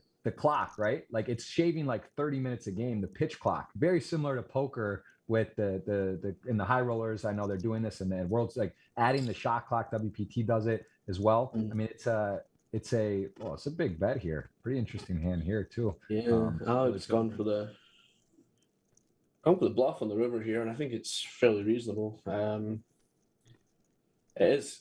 I think with his big sizing on the flop, having a 9 is not as big a problem, because I think bare 9x is just going to fold to his big flop size. So you are just trying to get like an ace or a jack to fold here. I don't expect the 8 of spades to ever fold, but it's it's like generally, like if you used a smaller size in the flop, having a 9 would be a big detriment, because you want your opponent to have a 9, obviously, rather than a spade. So, but he's recognized he's going to be. I mean, if Sutim's in the tank here with the 8 of spades, it's going to be a really, really profitable bluff. So we'll see if we can find the call. This is sick. This is like right in the middle. I mean, it is. It's very polarizing. Very polarizing. Yeah. The thing is, as well, is it's like versus a check.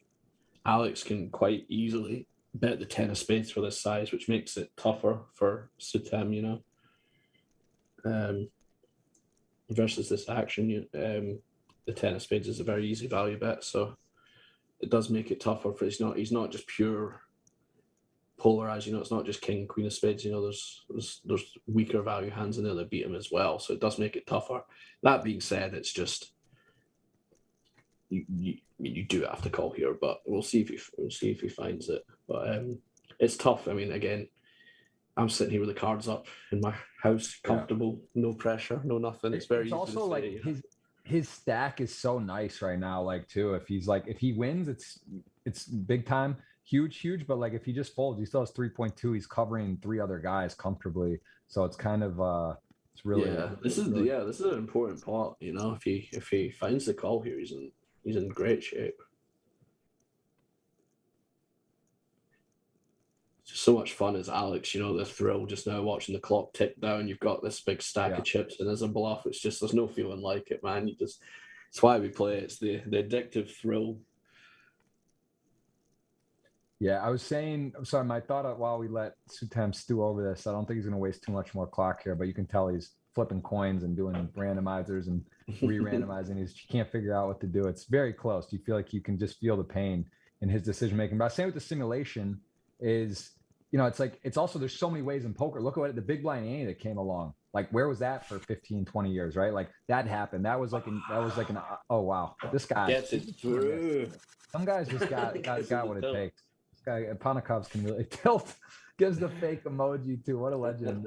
8 million just cruising. But my point is like, what's the next thing? Or maybe it's like now, as technology gets better, like the shot clock, maybe it's exactly like everyone gets a shot clock that, a dealer has a button for all 9 that they have like a clock. There's like what is the next way to make it easier, cleaner, faster to shave time like they did in baseball? It's like these type of things that like really start, because everyone wants shorter stuff on content. It's like minute clips, 2 minutes, like 10 minutes is like too long now. People don't even have 10 minutes to watch, a highlight video. Like, so it's just like, it's like people's attention span and one action, like golf even, right? Like who doesn't love to play golf if you've ever golfed? But it's even that, it's hard, right? To go and like, oh, I'm going to spend 4.5 hours today golfing. Like people want to play like Top Golf or, go for an hour or hit some balls. And like, it's just like the time people are trying to find ways to speed things up. So I think that poker still has a lot of ways that they can kind of make things sharper, crisper, cleaner, and more. Oh yeah, for sure. I mean, when you look like at the dinners, like finish a day at like 9 o'clock or 8 o'clock. Like, so now you carve out like 2 hours of the day. You don't need to have a dinner break. People finish at 8 or 9 by playing, and you can still go to dinner and have the night. All these things are getting better. A lot of the WPTs do that, and I love it. You play from like 11 or 12 till 8, and then you go for dinner. You're not, I love the World Series, but sometimes you're up there till like 2 a.m. and then you're back in at 11 a.m. the next day and stuff. I like the leisurely pace, and you go and have your dinner or whatever. And it's definitely nice, but it's not always doable when you have 8,000 runner mystery bounty tournaments or whatever. You need to get the players down. That's true. Well, here we go. Pretty easy shove. Queen 5 suited. 6 high, not going to be calling. And Panakov's world, you know the rest. Everyone is just sort of around, involved, seeing where they're going to finish. It feels like at the moment, at least, but still a lot of poker left. Here we go. 8.2. Interesting. Still just 9-5, not letting off. Dolly Parton going to push it up. And Hunter, pretty clear jam here, though. Ace 10. That's 14 blinds. 15 blinds. And, a little bit uneasy, but fist pump spot. No real worry for him there. Yeah, no, you're very, very happy to see that.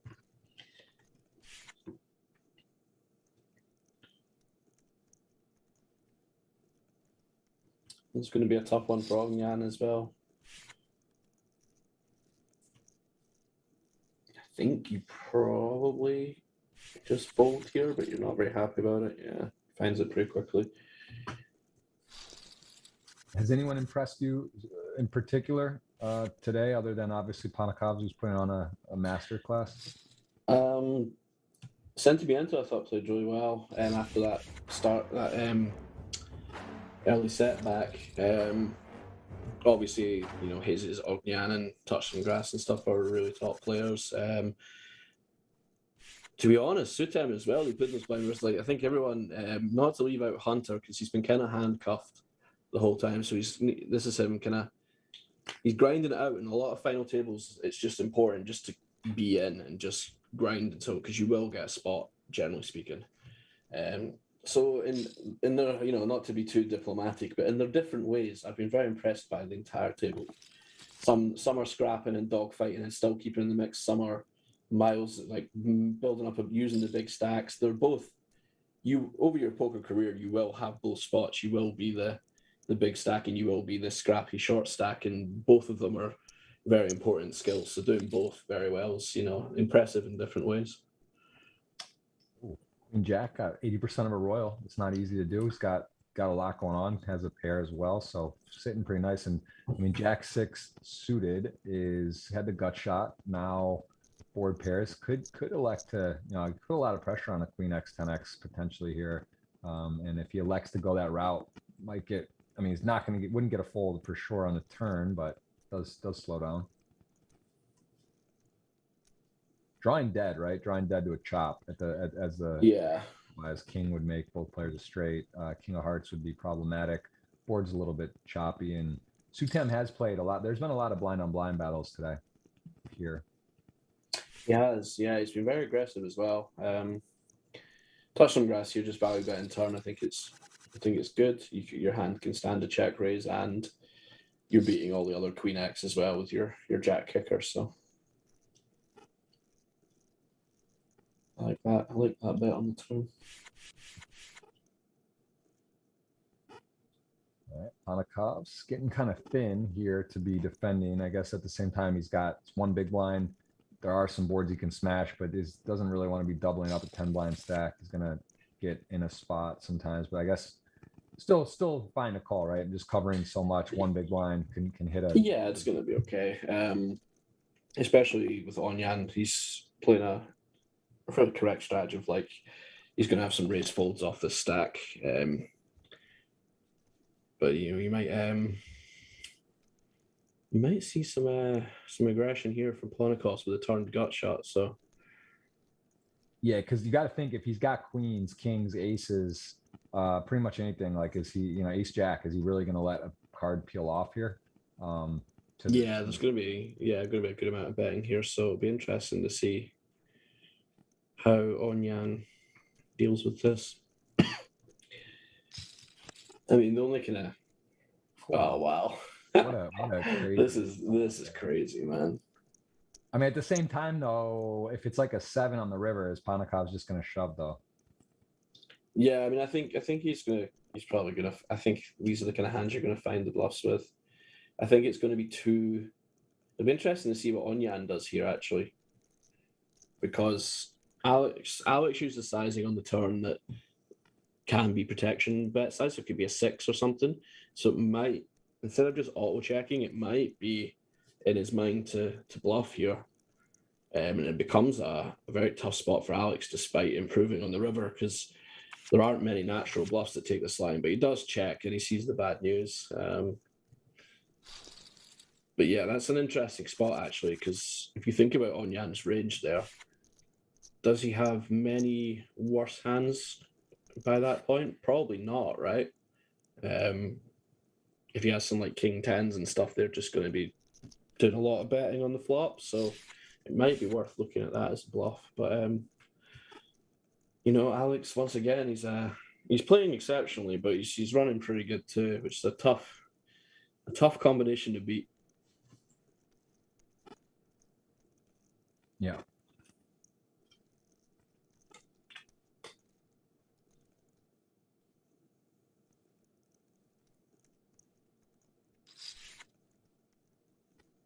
Ooh, little misstep. One of the first ones we've seen where timing not perfect. Yeah, this is great though. I love to see it. Just the 3-bet fold into 12 big blind stacks. It's just not a lot of people find these, because with ICM, it's each, obviously the premise is that your last few chips are worth exponentially more than the chips as you build your stack. So it allows you to do a lot of 3-bet folding and raise folding off a lot of shallower stacks that you traditionally would be quote unquote bad, so you're folding there getting 3-1, but it's actually mathematically sound because of the value of the chips. And we might see it again here, yeah. And he does get the fold here. You can see just using these blocker hands. The 8-5 is maybe a little bit ambitious because you don't really block anything or whatever, but sometimes you just want to go for it, And this is what I was talking about earlier. You can see the shoves, the shoves are going to be these kind of Broadway hands. we had the ace-10 spot earlier. That kind of range. So, but yeah, it's an interesting kind of concept, and you'll see them at this fight. Obviously, this is a very high-level final table, but maybe at other finals you won't see very much of this kind of 3-bet fold into the shorter stacks. This is a tough spot for your our friend here. Touched some grass. Yeah, not ideal with Ogden. No, you're not loving it. He seems to have been a little bit more inclined to gamble, so he might call here.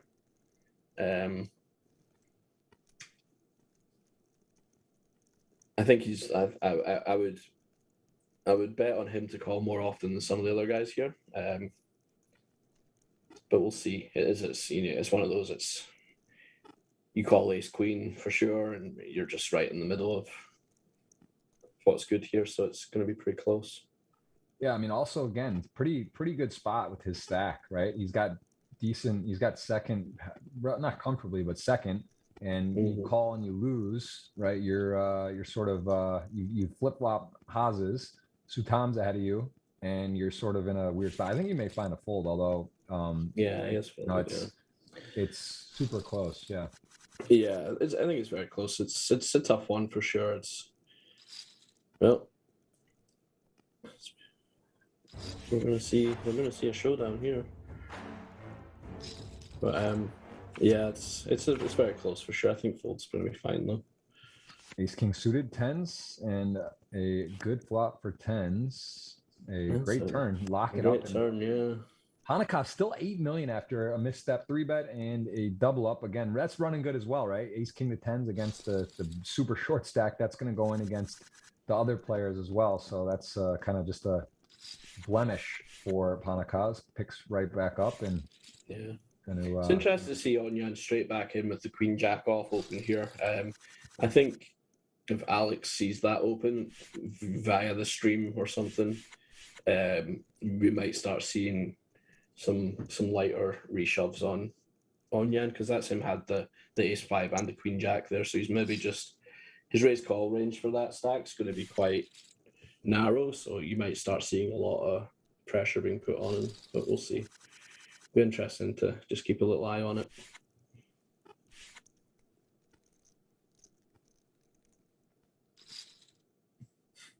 All right, 6-8 off. Why not? Open the button.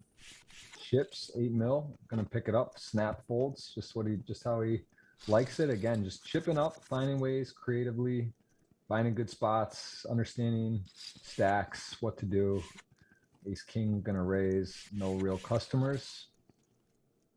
And we got about 1,000 watching right now. Appreciate you guys being here. Let us know where you're watching from. Again, hit that thumbs up. 71 so far. That's the first step of the 2 as the blinds go up to 6120. We will be doing a giveaway. It's going to be $50 or $100 depending on who wins today. And the hands up still pinned there on YouTube until it gets heads up. You guys can click that link. Guess which hand. What is the actual hand that will win? Is it the Jack of Hearts, 10 of Clubs?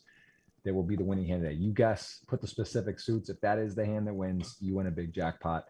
It is a progressive, and no one has got that yet. So that is eligible in the YouTube pinned comment chat right now. What do you think today, Neil? Put it in there. What do you think for the winning hand today? Give me your guess. I mean, why not? We're gonna have to go with the OG Scottish aces, which is 8, 4 of hearts. Ooh, nice. I'll go Jack 9 of spades. I just like that hand, and just I don't know. 8-4 is hard to win with, but it's as good a guess as any, I would say. I guess it's. Hey, listen, I'm an optimist. You know, I like to live on the edge. You like ace king suited versus queens until it's for all the money at the final table. Yeah, until it's for money. Yeah.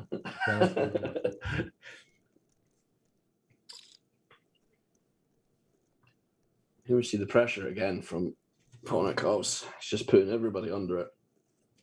It's a lot of fun to watch.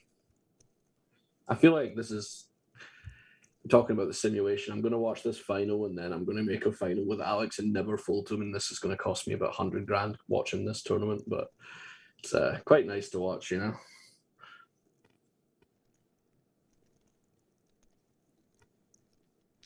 Sutam in the tank, to be fair. He finds the call. What a boss. This will be interesting. Does he find the third barrel? It's so tough to find these on these 4 flush boards. You know, it's never nice bluffing into a lot of auto calls where it's very easy for your opponent just to have the ace of spades, you know, and yeah, there you go.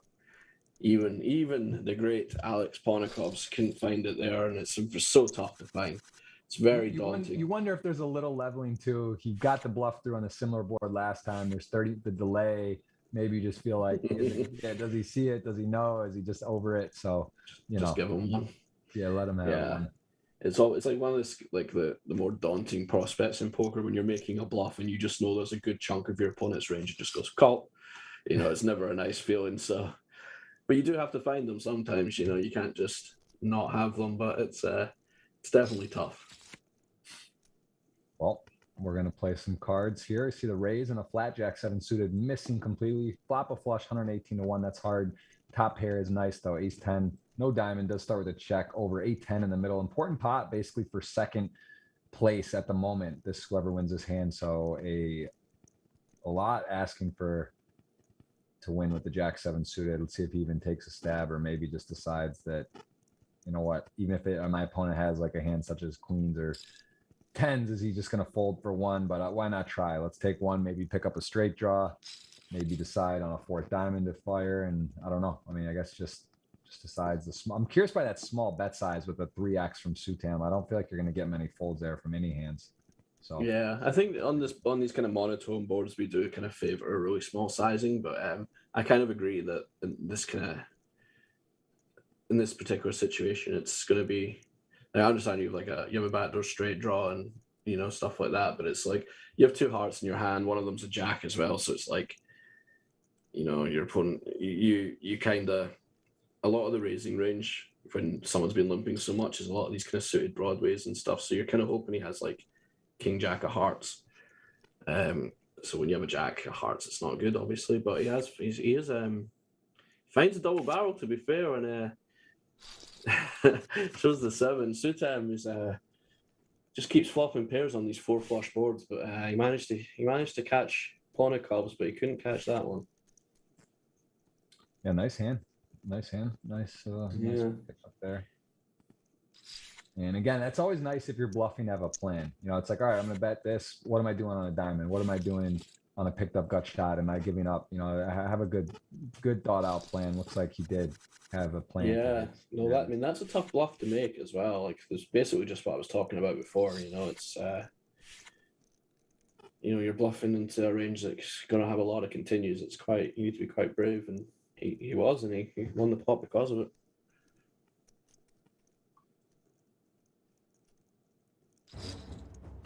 And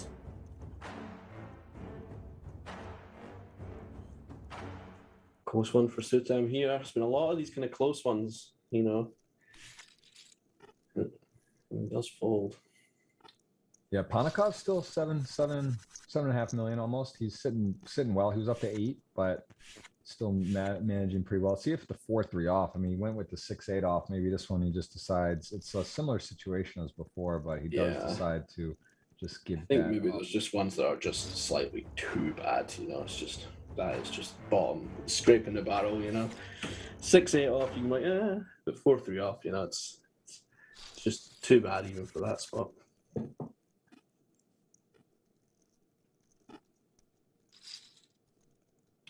Here we go again. Some fun hands. Okay, ace 10 suited, king 9 suited. Looks good, but not going to be able to play. And 7-8 suited, we saw Ponikovs flatting earlier when in spots. Obviously, this looks like touch some grass is going to be getting in before. I don't think this stacked up much flatting. 7-8 suited, there's jam stacks behind. It's starting to get your off 20 lines. So touch some grass just folds. I'm quite surprised at that. Maybe just in the moment read. I think we're going to see a confrontation here. Cooler for Hazes.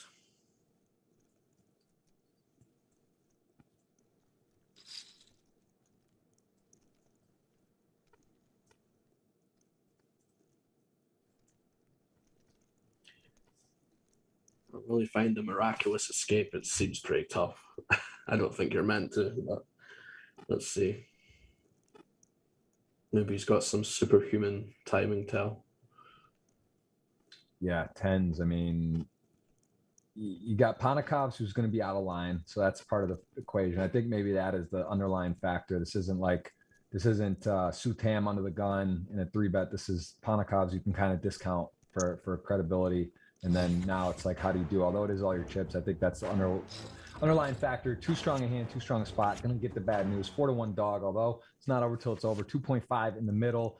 Clean flop, kings ahead, doesn't like what's going on, needs help, needs a river and a river only, or else he will be very short. And we haven't seen that dramatic spike today. Sometimes we see multiple. Today it's been fairly clean on the runouts. The ace queen did take down kings. Other than that, it's been pretty straightforward, and we are still 6-handed, although Houses is in dire straits, and 6-handed sixes seems reasonable for an open. Does that? Yeah, I mean, I don't think Alex Ponikovs will be too unhappy to see that outcome either. It gives him more time to pound on the medium stacks. And yeah, you see here again, Onyan opening this ace-9 off here, so he is getting a little bit here. Although Hayes is maybe going to have a chance to get some of his chips back with the queens. Yeah. What's ace jack going to do? Snap call, nothing else. Yeah. And big spot, unlucky to be behind, although same thing, no guarantees. As you see the player results on the left, both very accomplished GG players fan out there, their results, and 22 and 3 and overall on GG. And the river, the hard way. Wow. That is man, that is not how you expect to lose. That is pretty wild. 5 remain and a unbelievable shift there. 4 left. We will put the keyword up in a second for you guys to be eligible. I mean, it's going to be $50 or $100. The hands up is still pinned. 81 of you eligible for the giveaway with the thumbs up, and we will add in the keyword, which will be GGPoker Geraldo, and then enter your screen name. Let's do that like that with the screen name there. It will be $50 or $100 giveaway. So that is it. GGPoker, space for all those, space that. They're telling me I can't spam in the chat. I'm writing it down. I'm trying to get you guys a giveaway. That's the keyword. And for all those, speaking of you, there's gonna be a lot of for all those typed in the chat. Where can people watch and follow you along mostly on your poker expeditions? Twitter, Instagram, where's your Yeah, mostly Twitter, although for the World Series I'm gonna try and use my Instagram more I'm a big technophobe, so I'm gonna sit down with someone who knows about these things and try and get a little bit more going on there. So I'm gonna try and document how I got on the World Series and stuff. This is like my first kind of real series when I've been back playing properly, so I'm quite excited. Hopefully get back in the mix and make some runs and win some bracelets. But yeah, Feraldo87 on Insta and Feraldo87 Poker on Twitter. And look at this. This is a license to fire. Blocker to the nuts, semi-bluff with the clubs, and you, my friend here, is touch some grass is going to be, he's going to look for some time. This is hard, right? Because you could be way behind. You could be against 2 pair right here. Yeah. You're in, this is not fun. And if you call SPR, getting close to 1 shove effective, right? You call, there's what? 2, is he bet 643 or 543? Either way, it's going to be over 2 million. Yeah. He would have 2.5. This is pretty, we might see the clip unloaded here. Ooh. That's gonna slow Alex down a bit here. Yeah, it's a tough call on the turn there, especially because some of Alex's flop bluffs, like King 10 and stuff, don't continue bluffing anymore. So you get to this kind of point where it's harder and harder to find these kind of natural double barrels. But does get a fortunate river again, and he's had a couple of those. He's had it with the 6-7 suited as well, because that is the kind of hand that will treble off, kind of lower clubs. So he would have probably been put to a tough spot on the river there if it wasn't a jack, because obviously the jack means that these weaker aces, hands like ace 10 don't jam anymore for value because there's no point. So your value bets become really thin, so you have to be really selective with your bluffs. So the river's kind of helped touch some grass here, and it's put him up to like just under 5 million now. So he's going to make a real go of it.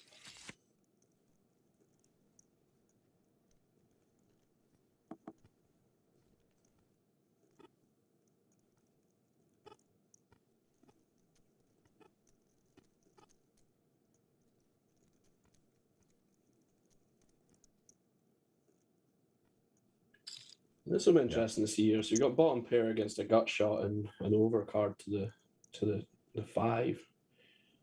And you see here Sutem starting with a bet, which I really like here. It's already kind of dicey for Hunter.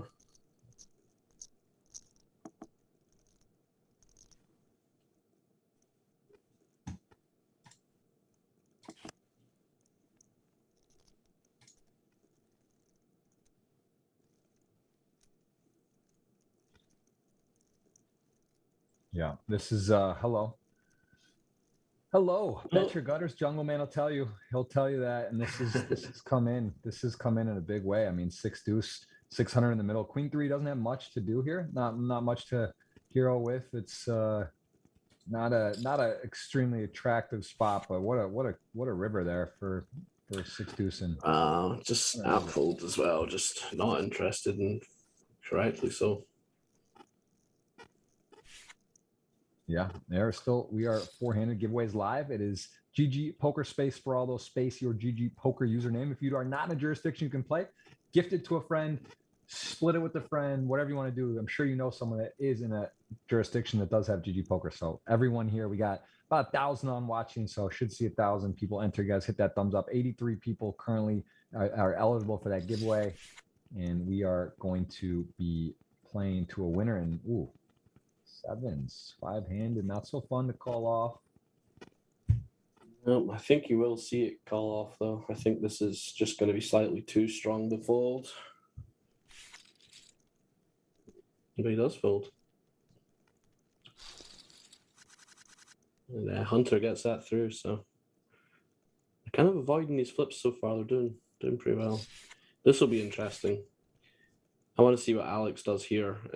If we see a shove here, it might be because he's seen what Onyan's been opening from this spot, and he does just call. So yeah, everything been again. Panakov's down to 5,775,000. So a little bit of adversity from his, let's call it the Phil Lock up stuck, but pretty good boards. He's been flopping top pairs. He's been flopping, semi bluff draws. Obviously, the 7-10 suited didn't get the Dream River to bluff or connect on. As it turns out, though, ace 8, king 10, he's got his opponent drawing to a gut shot. Yes, and I wouldn't be surprised to see Onyan.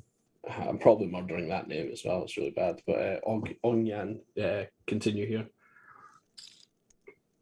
It's a board that heavily favors him, and there's going to be a lot of 7x backdoor flush draw, Jack X, Ace X, and straight draws that call flop. So.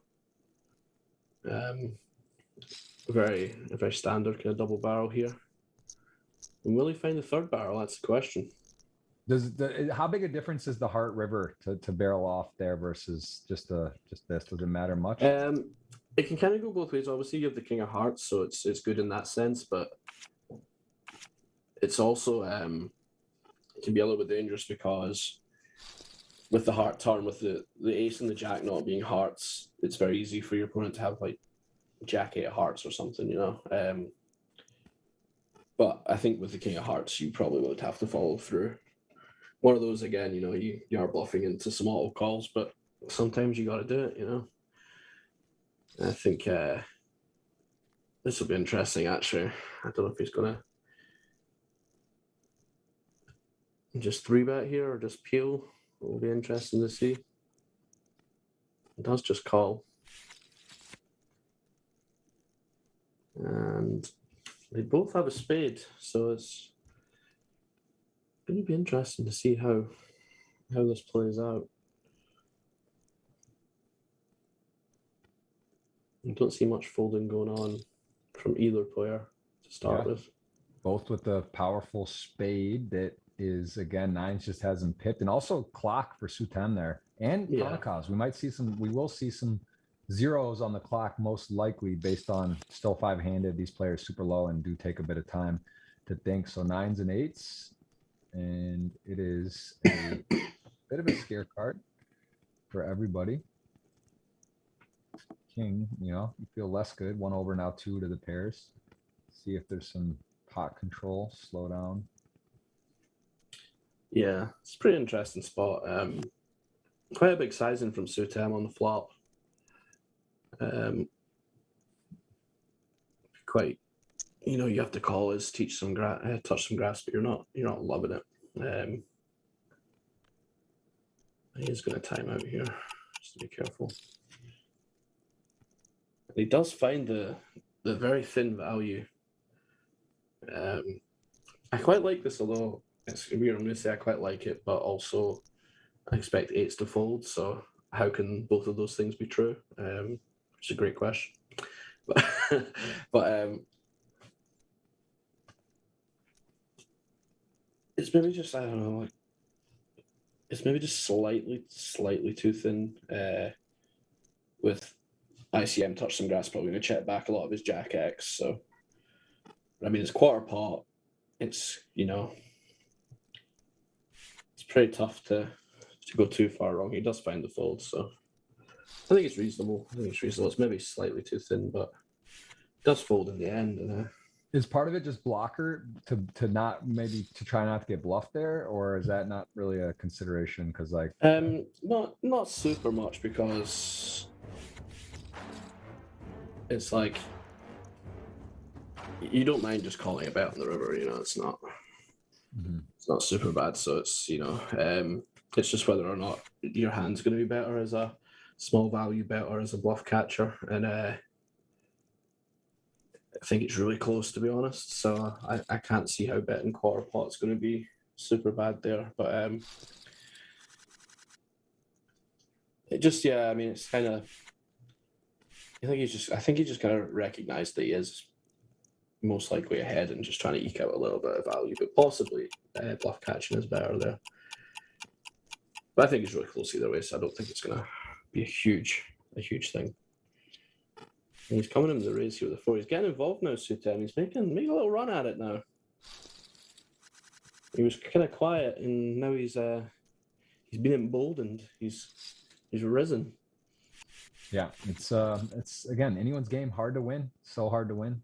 A lot can happen. A lot of poker left. One double. One, and Panikov is short to several of the players there. So that's true. Yeah, he's not like he was at 8 million. No one was really close. Now he's sort of, he's still healthy. Still got a nice lead. Yeah, it's an important point to make as well. It's like, although Alex does have a good chip position, there are 2 to 3 players that can really harm his stack. So it's not like he just gets to absolutely go bananas now, because what if he doubles Sutem or he doubles touch some grass? It's he's he's in the coffin now, so it becomes a lot tougher. But whereas before it was like he could afford maybe a little double up, so he can be a lot more aggressive. But it's a balancing act, because you want to be aggressive and push your advantage, but you don't want to be taking it too far, especially when resistance could hurt you. So this is a nice raise from Onyan, and wow, oh dear, this is a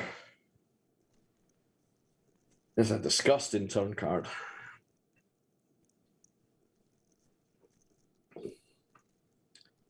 We're going to see the bet here. Yep. Yeah, this writing's on the wall, looking pretty grim here. Of course, there are a few cards that could change things. Looking for a 5, a 10, or a king. Yeah, one to come. But Panikov's hit lightning there. He's well in the lead and does stick it in. King 10. Doesn't think long, not much to think about. Just kind of a cooler turn, and you can see an 81% favorite for Panikov's, and it is not a 5, not a king, not a 10. GG's all around. We're down to 4.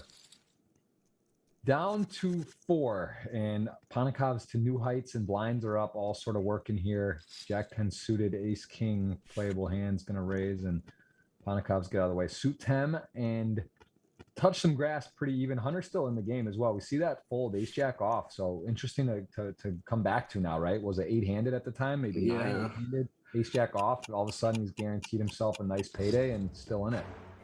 Yeah, he's probably made $100,000 more than I would have done. So fair play to him. Yeah. But, it just shows you just have to be in it to win it, and it's Yeah, I mean, you're not in a bad spot at all, you know. Very unfortunate for Onyan there, that turn card. Just to come back to that, it was a very well played hand, and just, you know, you can't. You're a 6 isn't on your radar, you know. A 6 hits, you're ecstatic, you know. Of all the turn cards you can see, a 6 is a pretty good one. So very unfortunate for him.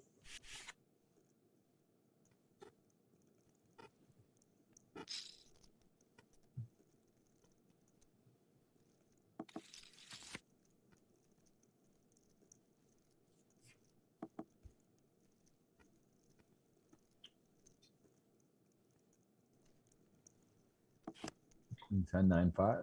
Queen 10 decides not to start shooting at this pot. 9-5 is in the lead, and a paired ace going to make him feel a little more comfortable probably with his hand, as there's no bet on the flop. He will bet here. Panakov's no diamond, queen high.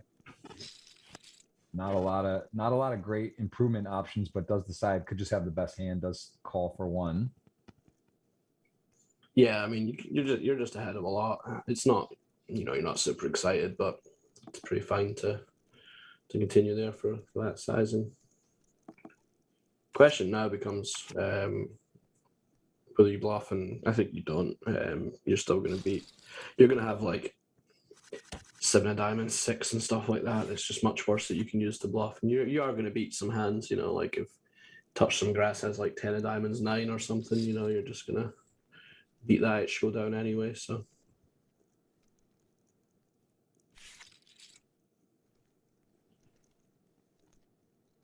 So on number 4-handed, that's what's that, 180 for the next player out.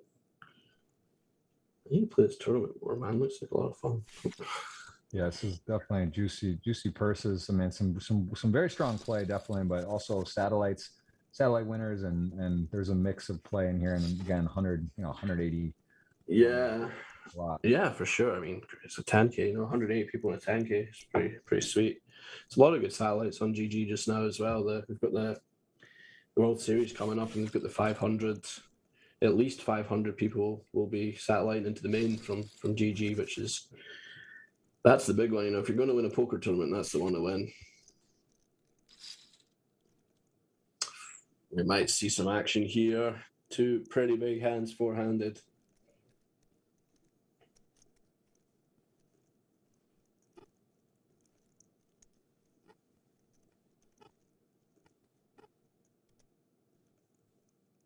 Will we just see a shove, or will there be a smaller 3-bet? That's the question.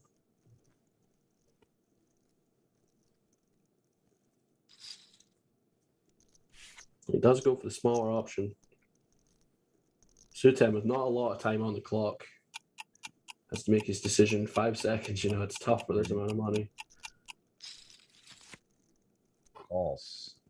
That's pale. Maybe, yeah, kind of. That this is like we said, the shot clock will come into play now, and this is definitely a lot of money at stake. Tough decisions here as an example of one. He did kind of mess around with his time bank on that straight, right? He gave away like 2 minutes on the. Yeah, that's true. Putting Panakovs in a bit of a meat rack, but didn't end up getting called. And here we go now. He's speeding and does go with check raise. Interesting.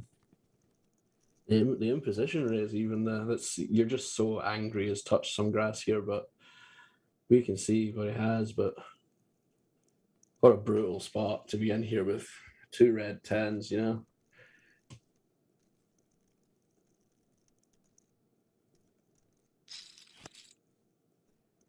It does find a call. Will Sutem bet this again and go for one of the. Oh, wow. 9 of spades as well. Wow. This pot's insane.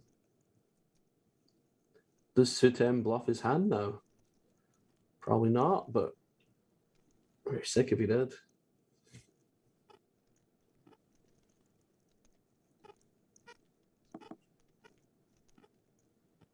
I think he's probably going to check, but it would be sick to see a shove. Yeah. Touch Some Grass, we're very relieved to see the 7s there. Yeah, not a ton of the times with that run out that you're good there for sure. Yeah, absolutely.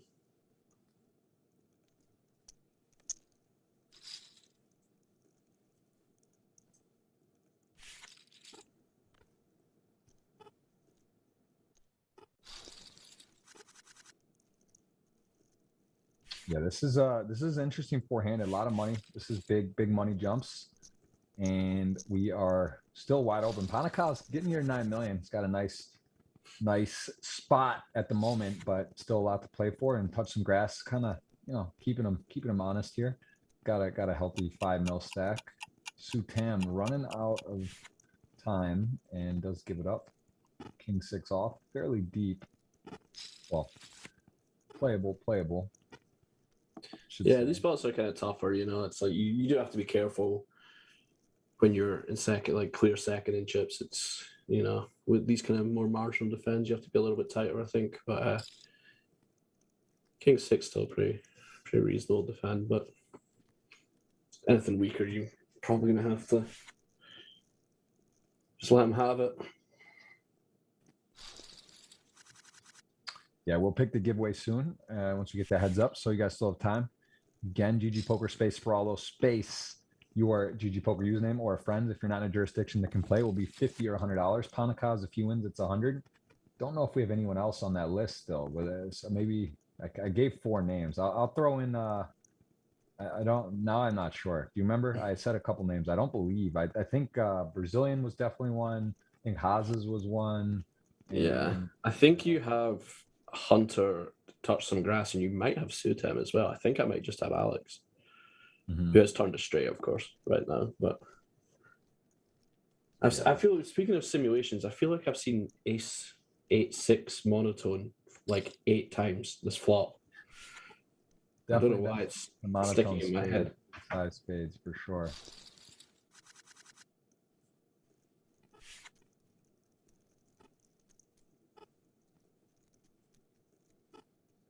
And this will be an interesting spot. Yeah, I was going to say, touch some grass, just folding the button with the ace. Not only is it like you can get put in a lot of dicey spots against Alex, but it's also when you open, you reduce the likelihood of, they call it the collision effect. So it's like Alex is going to shove on Hunter a lot, and you want that to happen, obviously, for pay jumps and stuff. So you deny that you lower the chance of that confrontation happening as well. So yeah. I'm not surprised to see that kind of tight fold on the button. I haven't heard that exact term, but that makes sense. I realize that makes sense, but I like it. That's why we have Feraldo. That's why he's dropping knowledge, new terms. I'm going to use that a lot. Yeah, I'm just going to sneak some made up ones in as well and see if I can get them going. Yeah, you could play a few jokes on it. You say some fancy stuff. I start just spitting it off on future shows and no clue what it means exactly. But no, that concept makes it that I haven't heard it phrased that way. Similar to the risk premium. When you're the shortest stack, that's like Ben CD loves to talk about that. It's just not much to risk. If you're the shortest, you're not giving up too much if you were to go out, which that makes a lot of sense. And Ace Jack suited here, gonna not have a winner, had a big turn, but that actually paired the 3, and Sutem gonna get the showdown a pair. Sutem got a little value bet out of it as well. Yeah. And here we go. Speaking of the collision effect, this looks like it's about to be a collision.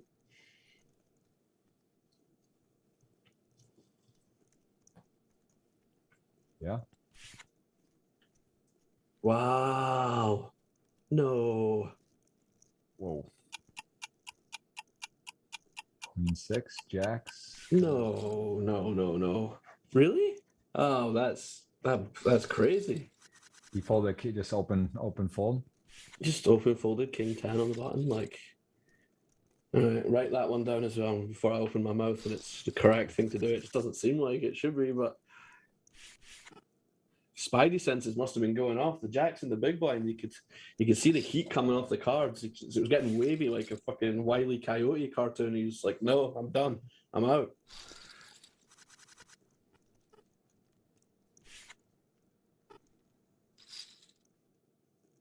Ace King 7-8 going to open up into a brick wall here.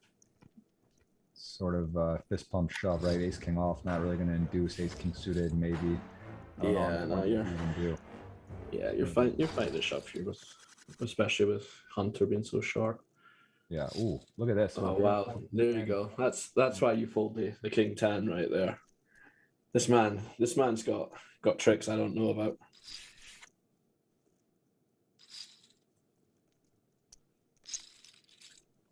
Oh, there it is. Panakov's eights, kings, 4-1, dog for the first time in a while. Everything's been going his way. Let's see if not this one. That's 100% on the turn. Not gonna find Dead on the turn. Team dead on turn. Yeah, that was a nice. Hunter finds himself right in it. I mean, it's really tight between everyone but Panakov's now 2.8, 3.3, and 4.5, a little separation there. But ooh, interesting. Playable hands, blind on blind here. Ace 8 5s. Got the giveaway still pending. 99 eligible with the thumbs up click. Thank you for that. Got about 1,000 on. And if you want to be eligible, you got to hit the thumbs up, enter the keyword in the chat. GGPoker, space for all those space. Whatever your username is on GG will be 50 or 100. If we get to 250 thumbs up, I'll just make it 100. I think Panakov's you guys got for sure though, so you guys are looking safe. But yeah, well, just shows you like Hunter folded that ace jack and then he folded the king 10 on the button into the jacks and then gets the kings the next hand. It's fine margins, sliding doors.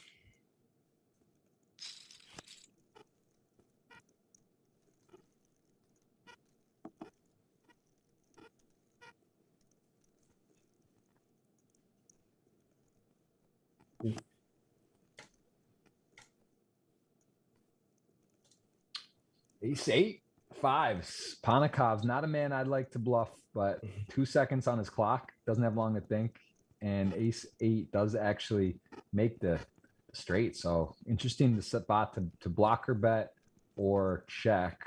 Maybe some more value to check. I don't know, but I guess like also do you maybe. These are where this is where for all those gets the big bucks. I wouldn't know. This is a tough one here. Blind on blind. I guess I like the blocker bet would be my gut. Yeah, I think it's fine. Part of me wants to check. It's gonna be close. Like you don't block any pair. Wow, there you go. I guess that's why you don't check. You don't block any pairs, so it's like you are gonna get called more often. Like if you have like Queen 8, it's less likely your opponent has a pair, so you don't get called as much. Yeah, it was very kind of interesting. I guess Ponikov's just decided. I guess he just had a deuce that he was bluffing with, maybe, or an ace high. So it was a pretty ambitious call, but yeah, no, it's I tend to err on the side of just kind of giving my opponents rope when it's these kind of ICM spots, But I could definitely see block being better for sure. So I'll defer to my man on that one, but it may be just a stylistic thing. Yeah. Well, 3-5 speed in here. King 10. Gonna go ahead and bet. He is gonna bet. Blinds are up, man. That was fast. I guess that's shorthanded. The 20 hands does speed through upper left. You can see when the blinds will go up. Lower right, prize pool 4 left. Giveaway is active. Having ourselves a nice show. Getting to hang out with Geraldo. Appreciate him coming in today, and we'll be seeing him likely in Florida for a dinner, one way or the other. You coming solo to play some cards, or bringing a little one, or no? I'm just going myself, but a couple of my friends from the States are going, and I think there we go. We're gonna have a big showdown here. Panakov's got the good. This one feels dicey. There's 6.5 in the middle. It's almost 6-6. The energy seems close to a 6, but he fades the flop. Turn is clean, and this is potential for a run over at the moment. This is a big pot, and it is. Oh my goodness! Ooh, cross. It was a 3 across. That actually gave a lot of hope. A lot of. And I thought it was a 6. I did too. Played a nice brand today. 9.5. Panakov's in the lead. 3 left. Nice showing there for Sutama out in fourth. Going to add to his impressive run to start season 2023 of the Super Millions, and he will add some valuable super ranking points there. This is a absolute. This has been a fun final table. I will say I'm very impressed with the play. Very impressed. Yeah, no, that's perfectly reasonable jam there, and just runs into it. It's unfortunate. But no, played well. He can be happy with his play, and I'm sure he's happy with 180 grand as well.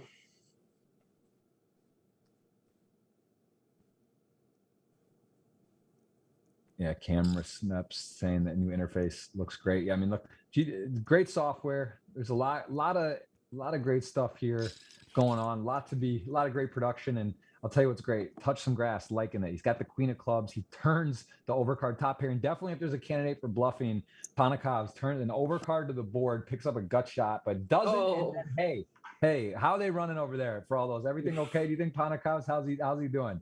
I mean, that is a spicy card. That is like that's a bit much, honestly. That's a bit of a wild one. I've seen some wild ones, but that was just a little over the top. This is gonna be. I mean, that's crazy, Problem is as well, it's like touch some grass, can't have ace king here,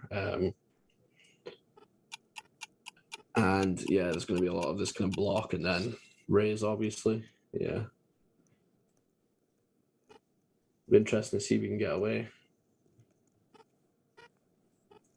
But yeah, that's. I mean, how are you feeling? How's your luck? Able to offsuit 10. Can he find the fold? There's been a couple of spots here on rivers where Alex has had these bluff spots and hasn't quite, for different reasons, taken them. So, but he does call to be shown the bad news, and it's a tough fold to make. Is raising? You have too much hand to raise there, right? Doesn't make sense. Yeah. Like, part of me was in a time warp there back to 2010, thinking, what if you just went all in? But yeah, I think that's gonna come up on the blunder list probably. But part of me still, part of me's a fan of it. I liked it in the old days. How do you think Panakovs would respond there to like a big raise? It would be tough to call without a club in your hand, to be honest. Like, I'm not sure, to be perfectly honest. He'll bet 3-bet on the monotone board against a check back raise, like then a raise. It's strong action. You're sitting there with 2 cards, no clubs. It's tough. Yeah, going to be an interesting highlights here. Always enjoy it here. It's appreciate you guys watching with us. Try to get the highlights up on my YouTube channel, Jeff Goes Poker, or GGPoker. We have a fair amount of the millions that have been done into highlights. And hey, it's great to be on for 3 hours, 2.5 hours, but sometimes you only got 10 minutes and you can see it all. What do you like? Who do you support? Who's your favorite club? My football team? Yeah. Celtic. Big Celtic fan. Are you like religious with it? Do you watch pretty much every game and watch the whole, like, if you don't miss it live, you get the thing, or will you watch the 3 or 10 minute highlight clip sometimes? No, I won't miss a game. I'm lucky, like it's quite a kind of worldwide thing. So a lot of the times, there's a big game on when I'm out in Florida, but there's a bar in Florida that has the Celtic Supporters Club, so I can go at 7 a.m. to go and watch the game. So that's what I'll be doing for that. Very nice. Yeah, I do like my football.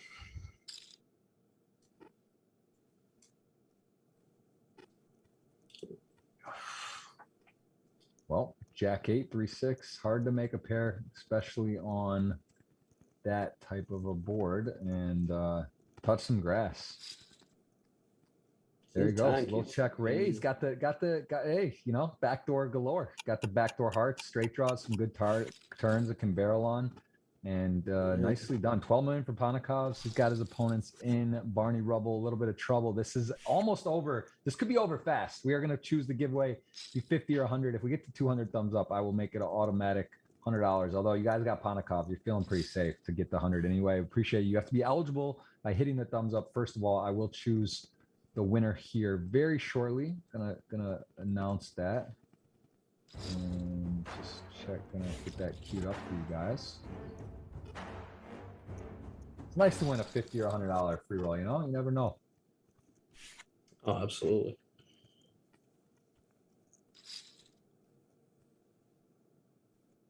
I do see the all in here now. They're playing back a bit now. They're getting in the mix.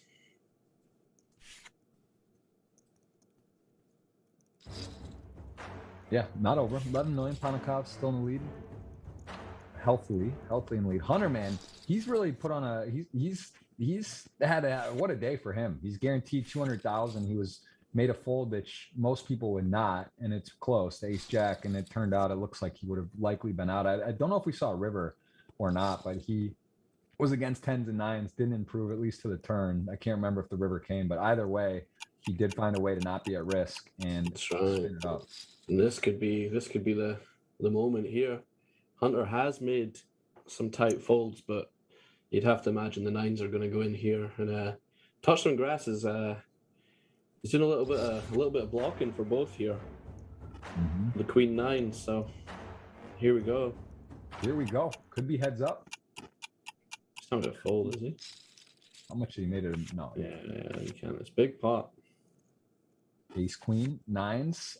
Big spot nines. 74% right now. Ooh, just the ran into dagger. the buzzsaw there. 1-9 left that we know of as we saw the thing, and there it is, a queen, just in case. Yeah, I respect that. In a flip, if you miss the turn, the river comes and it's clear. It is heads up now. 14 million to 4 million. GG's all around. Nice showing there, and we are heads up, and I'm going to announce the winner here in about a minute. Yeah. We get to Good game to Hunter. He played very well, and it's a great score. 230K, you know, pretty sweet. Yeah, really, really nicely done. And Panikov's, I would imagine, very experienced heads up. Queen 10 is in a nice spot here on this board. And Panikov's, though, out of time. He is down at 3 seconds, essentially. That is one of the things for sure. It's like, you know, you're going to have to make these decisions very quickly now. So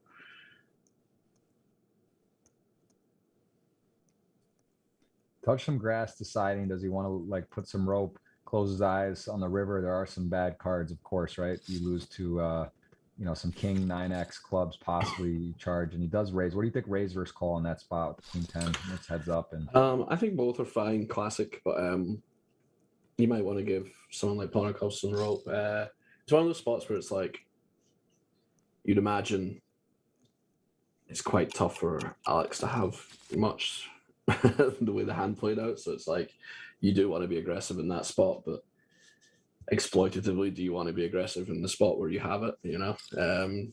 So yeah, I think like theoretically that's going to be a very, very sound raise, but that might have been a spot where I got a little bit sneaky. And we see the big bet from Touch Some Grass on the flop, the pot bet on these kind of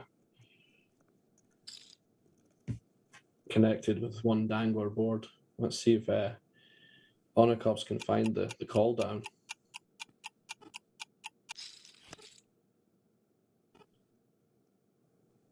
And we'll Touch Some Grass find the river bluff.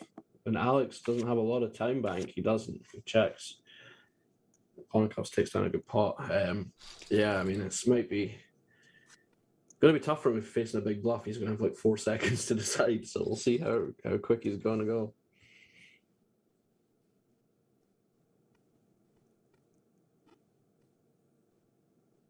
yeah, this is still a pretty big deficit to overcome. 3-1, roughly.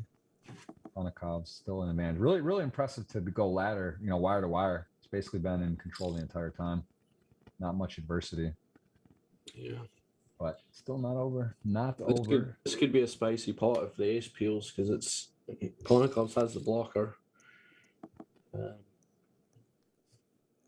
And obviously it's a tough card for Touch Some Grass to be too happy on, so we'll maybe see. But Peter's out. I'm always looking at the future to see potential car crashes, but it's not to be this time.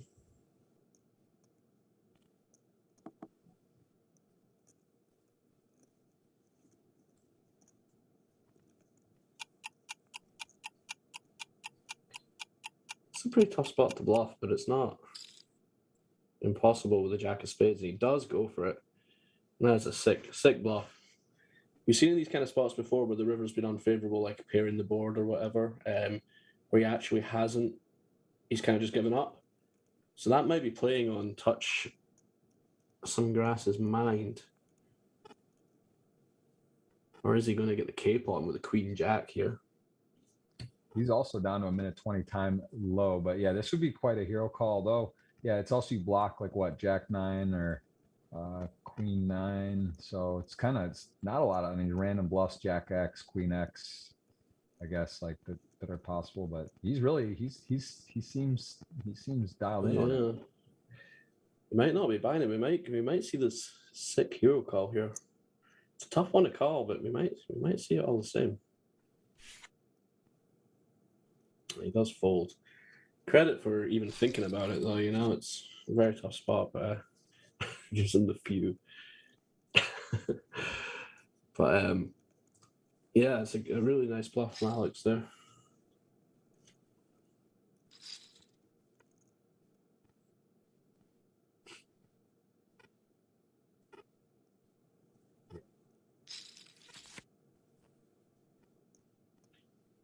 Nice flop again. It's very tough to beat. Not going to get any action here, though. But...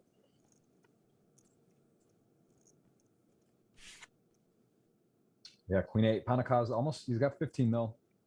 Gonna give the winning, we're gonna announce the winner here very shortly, literally in the next minute. Still give you guys time to hit the thumbs up, type in the keyword, and then we will announce it. It's gonna make it $100. You know what? I just saw a sucker for. We'll give you 100 anyway. And I'm it's looking like a sushi dinner on me. Likely, it's not over, I guess, but it's looking dicey. Even as we see here, just going Panikav's way. Seems to just have he's just in position with the best hand constantly.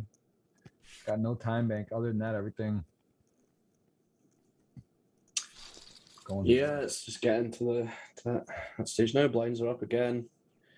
Although I don't know, we might see a little pair on pair action here. And we do. He's in great shape. Ball game. Yeah. Could be a new ball game, and he is feeling it. 90-10 favorite going to the river. Panikav's can't believe it, but honestly, deuces on that board wasn't going to be winning many flips, and there it is, 5,000,013. It's not over yet. Not quite over. Going to announce the winner here in the next minutes. So give you guys one last chance. GGPoker space for all those space here. GGPoker username. It's going to be $100 in tournament GG dollars. So coming out here and Panikav's likely small bet. He's got the 10. There it is. Quarter pot, no problem. Goes ahead and bets. He's got some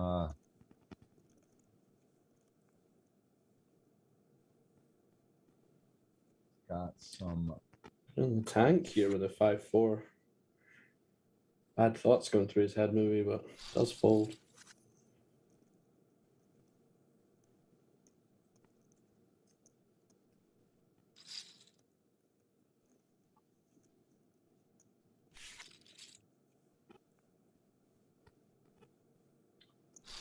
Three 9 suited. All right, 4.5, 13.5. Ooh, queens, king 8. Does he start limping? No, he's still gonna go in the min raise.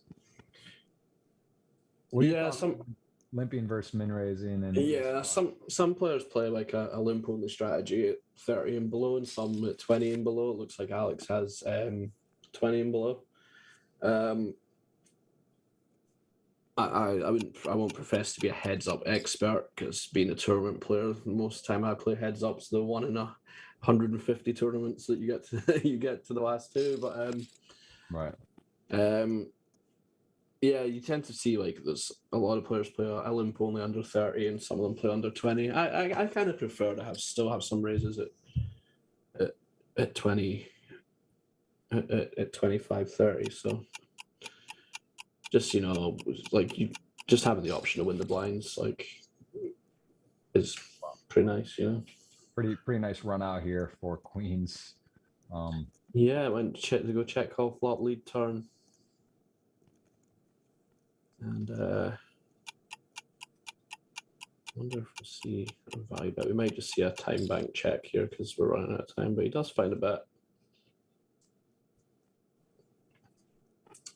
And do we see the hero trying to beat maybe 5-7 6-5, these kind of hands, 6-7. I think it's very possible. 8 of diamonds not ideal, but I think we might see a call, and we do. Nice value bet from Alex. Yeah, very nice hand. Just kind of figuring in the stack depth too. His opponent doesn't have an ace, so it's pretty clear. And to get called though, king high is there. All right, less than a minute. Gonna announce the winner for $100. Give you guys a chance to hit the thumbs up. Still, hope you're enjoying. 1,000 watching. Jeff Gross, your host, along with Geraldo over in the UK, watching some high stakes, high level action today as we are down to heads up, playing to the winner again from Sunday. Play the final table every Tuesday, Super Millions, 2:45 Eastern, season 2023. Look at that picture of Nacho just illuminated on the right side of the screen there. Really pure. Nacho is actually an avid tuner, supporter of Super Millions. He's been a guest before on the show, nice. And he watches frequently. So he actually will sometimes, even last week, Jungle Man, there were certain times like he would literally message me and like comment on feedback like I don't agree with this or this and that, or like this is he's very in tune. Maybe part of the reason so much success, not saying Super Millions per se, but this guy is studying, he's watching, putting extra time in, and found his groove. Always been a talented player, but he's in a solid flow state right now. Oh yeah, he's loving life just now. Loving life right now. Doing very well.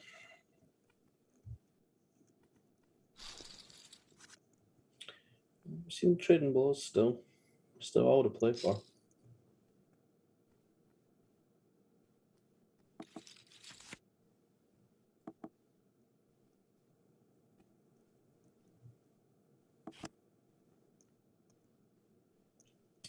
Well, this could be interesting again. The good thing with heads up is all the hands are very interesting. Both turn a straight draw.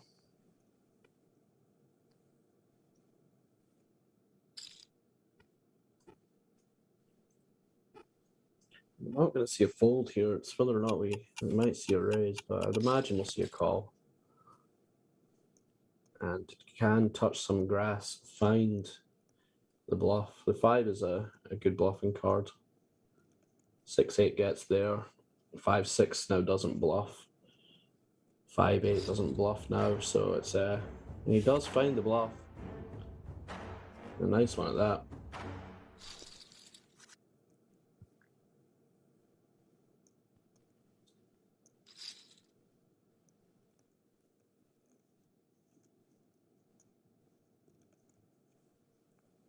Yeah, king 6, jack 6, king 6 does elect the call, not raise. Getting sort of short, but dominating here as we see. Although it's hard to play, right? That Nolan Holm, hard to make a pair, and it is sometimes. This is the downside of not being aggressive pre with sort of close-ish strong hands. Of course, for all I'd lay like a lot to one. The computer hand heads up, right? The dead middle hand. I love asking this. This is like Queen 7 off, mate. I love me some hand nicknames. I'm a hand nickname connoisseur.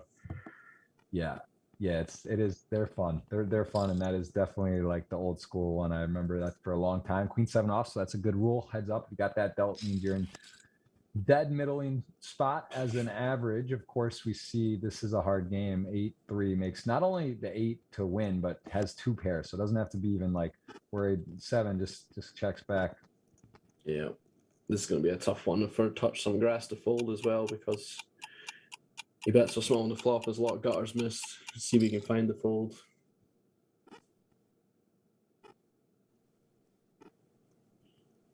Does he only have 11 seconds now as well, does he? Or is it 1? Yeah, 11 seconds. So it's like the end of the chess match, And he does make the call.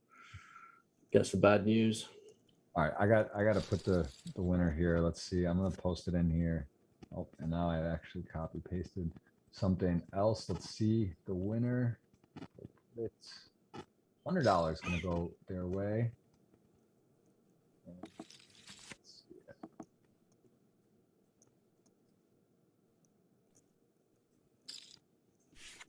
It is right here. Bang.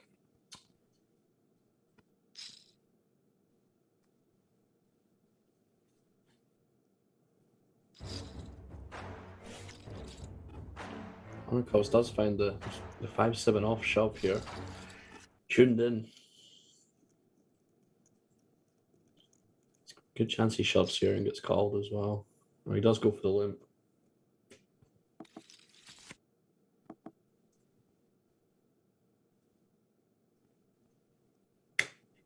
A bit of something. Backdoor straight draw, backdoor flush draw. Very optimistic, but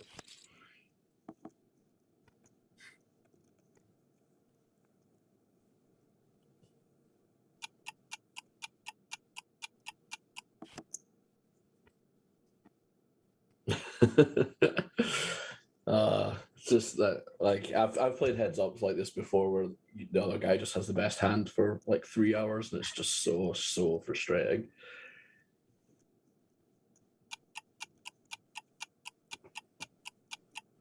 Yeah, Ponikov's in that no time spot, and again, kind of interesting king high. It's sort of getting annoying at this point, right? You're like another kind of like spot you could call, but it's just sort of like getting ugly. You're just kind of getting.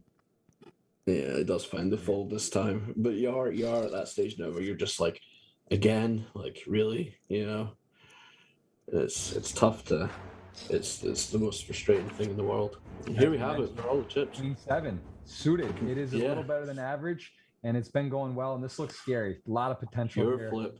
A lot of potential. 3.5 million in the middle to the river. Can it hold 68%? It does. 5, not over till it's over. Oh, here we go. Let's see if gonna see a flop, most likely. There'll be a raise and a call, I'd imagine. So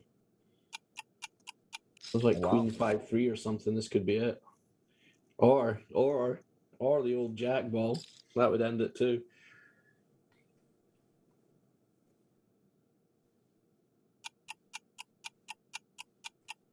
Yeah, interesting.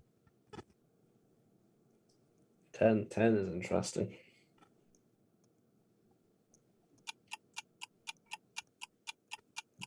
I think you probably continue betting here as touch some grass. Yeah, they're both out of time as well. It's like it's so sick. Wow. Yeah, jacks. I mean, not the best board, but at the same time, you're not really worried about the ace, right? So it's like you actually feel pretty good, I think. Yeah, you might actually value shove here. I think it's a little bit thin because you're worried about a king, but and I think you just see a check here from Alex. Yeah. Yeah, it's like he realizes he can't represent the ace there. And just like that, back to 5 million. You know, a couple of aces now. This is like bullet chess, but for poker for like 380K. This is a lot of fun. Oh wow, probably gonna call here too. Whoa. On the line, all of a sudden, this is going to chop a lot, but it's also not. You know, this is ace-6 suited potentially for the chip. Oh! 3-1 all of a sudden favored. He is just in trouble. 7 or a 6. Script. He needs some help on the river, and it is not. And that is a brutal way to end. Panikov just couldn't miss whether he was ahead, behind, but it really was just played great. It's kind of a wild that that's actually how it ends. With him, in theory, sucking out, and he just played great. But as we know, anything can happen. Heads up, that was quite a battle. Really a fun final table. It was a long one. We had a good one. And for all any takeaways from today, anything that stood out for you? Yeah, there's a couple of straight hands that I wouldn't have played in that way. So I'm gonna do my due diligence and I've got a little note of them here, so I'm gonna have a look over them. But no, I think it was a really good final. Everyone played really well. A couple of the competitors were very unfortunate and kind of just didn't have lady luck on their side today. But I don't think anyone played poorly at all. I think it was a very high quality final, and I thoroughly enjoyed watching it. Yeah, it was a blast. Really do appreciate you taking the time today, and it's great to get to catch up, get to know you a little better. If those, as we mentioned earlier, want to follow you across socials, you are on the different various socials. As you mentioned, Instagram, you're going to be diving more into the social streets. So please give Geraldo a follow across. Again, Scotland's number one all-time money list earner with over 6.5 million. Very, very talented player, great guy, and great follow on Twitter. So give him all of that. Thank you for the support, the time, and I guess we'll be seeing you for a sushi dinner in Miami. So appreciate the action, and thank you for the time, man. Yeah, you too, man. It was a lot of fun. Thanks for having me. Awesome, guys. All right, we'll see you next week. Super Millions 2023 season is off and running. We'll see you next Tuesday, 2:45 p.m. Eastern, again for another great guest. Actually, Luke Greenwood will be the guest next week, so that'll be fun to see him give commentary, one of the world's best tournament poker players. So as well, that's what we do here on the Super Millions. Big names, big guests, big prizes. We'll see you next week.